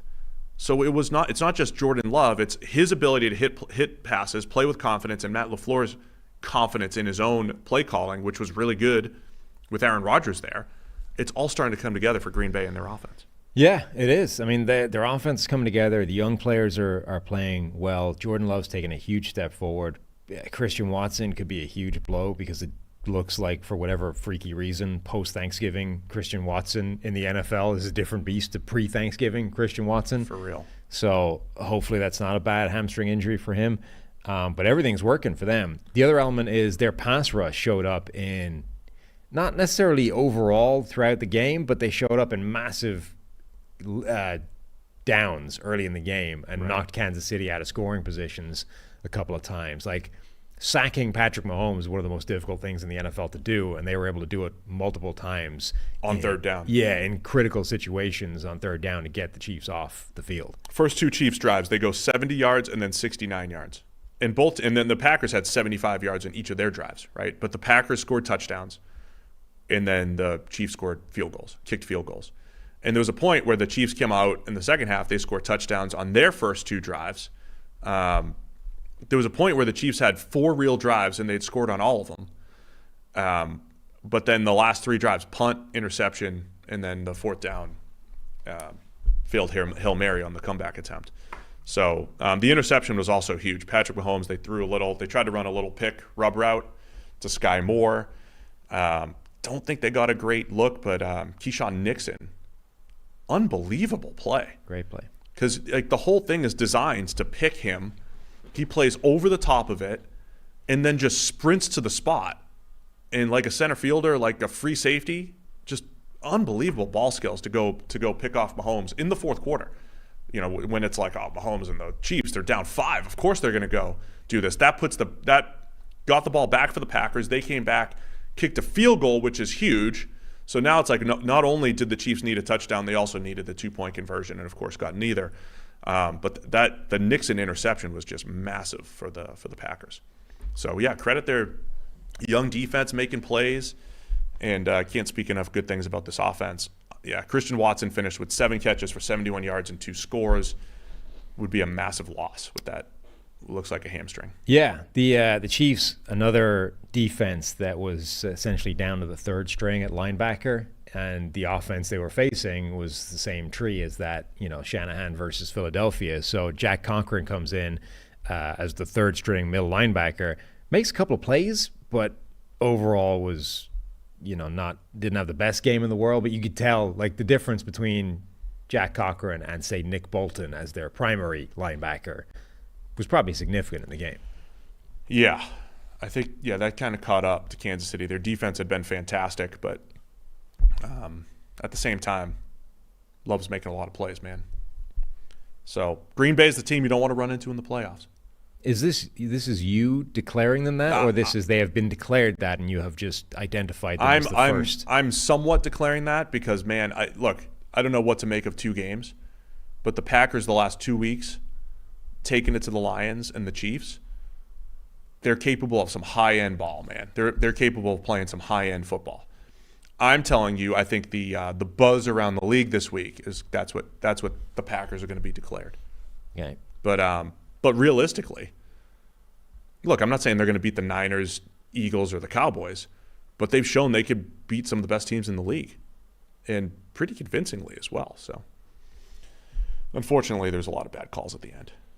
Yeah, whatever. The NFL is not fixed because it was bad for both teams equally. That pass interference, the non-call, is horrendous. And again, this is an island game where New York is sitting there in direct contact with the officials. The fact that was not fixed live is completely inexcusable, because whatever about missing it live, maybe for whatever reason the ref had a weird angle on the play and it looked not as bad as it was from his angle. Okay, sometimes you're going to miss it, right?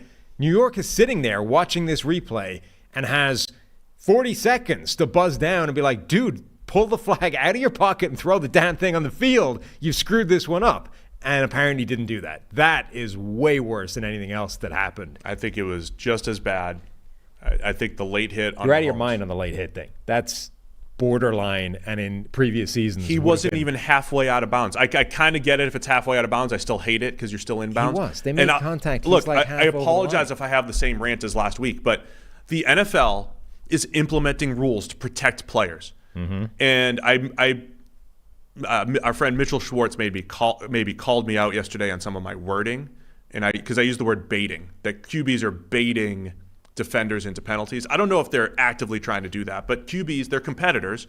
They're trying to grab every last yard, right?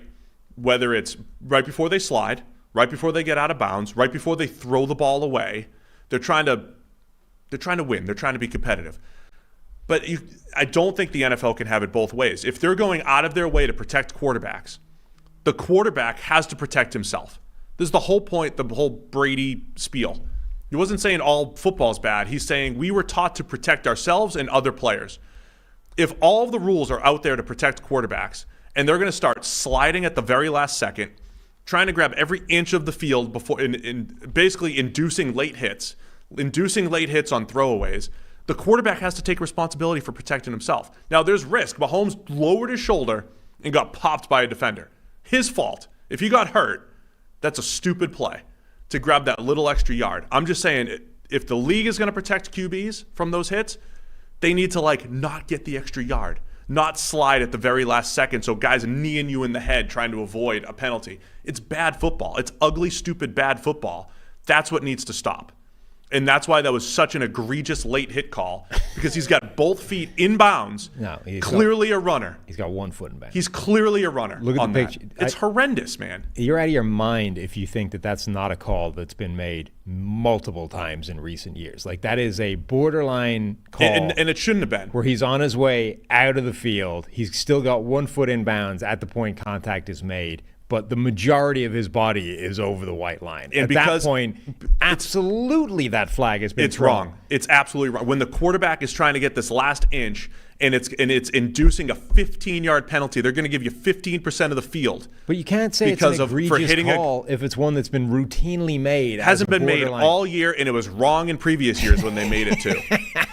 But the point is, it has been made a lot in previous years. It only is off this year. The run? He could have gone out half a yard earlier, protected himself. That's what all the rules are designed to do. It's only off this year because they've pushed back on that specific call and haven't been calling that this year relative to previous years. That's why DJ Reed ran right by him earlier in the year. If that gets called last year, nobody's even paying attention to it. They're just like, yeah, all right, it was a late hit. It was a little off. Maybe it should have been in bounds. But nobody's even playing it. Dude, he starts lowering his shoulder while he's not even to the hash marks yet. He's lowering his shoulder, waiting for contact, because he's a football player waiting for contact on the playing field. He's bracing for contact because he's going to get hit. When the hit happens because it's a legal hit, because he's running in green grass. He would have been bracing for contact if it had been an illegal hit. He's getting hit either way. The only question is he getting hit before or after he steps on the white line? He's also running at an angle. So a lot of times you're running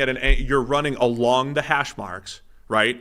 And then you duck out. He's running at an angle where he's running toward out of bounds. He's not necessarily running out of bounds. Yeah, he's running for the first down marker. This is as bad as the pass interference. I don't care what you say. It is as bad as the pass interference. That's ridiculous. Because if this didn't happen, they call the pass interference call. That's also ridiculous. Of course. This is not. It's all bad. No, that's you're absolutely crazy. The pass interference is one of the worst no calls that's been made all season long, and in any season would be an absolutely egregious no call of football. This is one of the worst late hits I've ever seen. This is one of the worst late hits I've ever seen. That's one of the dumbest statements you've made on this podcast. This is one of the worst. That's absolutely absurd. Given the time of the game. No, it came in like an hour late.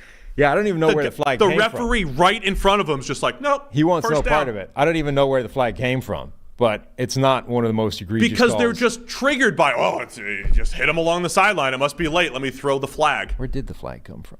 Way back, Judge. Way back somewhere. It's not the umpire running it either. I don't even know. No, it's not the guy sitting right in front of him because he's like, hey, the quarterback just braced for contact on the football field and got hit. That's not a penalty. Or the ref following it in from behind. I literally don't know where this flag comes from. Man, sorry if I'm yelling. Yeah. I mean, you're wrong and crazy, but cool. He's on the football field when he gets hit, and he's waiting for it because he knows he's waiting. a runner running on green grass, and you're likely to get hit. He's waiting for the hit is the single dumbest argument I've heard you make this year. Because he was still on the field. Because Guys don't brace for contact when they're on the white. of course they do. That's the stupidest thing you've ever said. I'm saying he's running towards another human being that's going to hit him, whether or not he's in or out of bounds. He will be bracing contact. It's when he knows he's going to get hit because he starts bracing a yard away from the sideline. You know when he starts bracing? Right as he's about to get hit. Like, he starts bracing at the point where contact is imminent. Which is a yard away from the sideline. That's what you do, regardless of when the hit is happening. You don't go, oh, it's cool. I'm going to be out of bounds by the time he hits me, so I don't even need to think about contact because it's illegal. I'm okay. This is an egregious late hit call. Anyway, Packers 27, Chiefs 19. Good discussion. I got to get to a meeting. Now, it's 9:35. We were on incredible pace. Yeah. But we did it again. So you came up with the worst latest argument week ever made. of the NFL season, and we still did it. Thanks to everybody for tuning in. We got Monday Night Football, Jags and Bengals. I might tweet out some Jags Monday Night Football propaganda throughout the day here. I'm sure people will be excited by that. All right. You'll be back here tomorrow? Yeah. Talking about all of it. I might be here Wednesday. Maybe not. We'll see what happens. Well, send us in questions or topics for Wednesday because we'll need a show if you're not. Okay. So, NFLpodcast@pff.com. All right. Thanks to everybody for tuning in. Tell Sam how wrong he is about this. We'll talk to you again later in the week.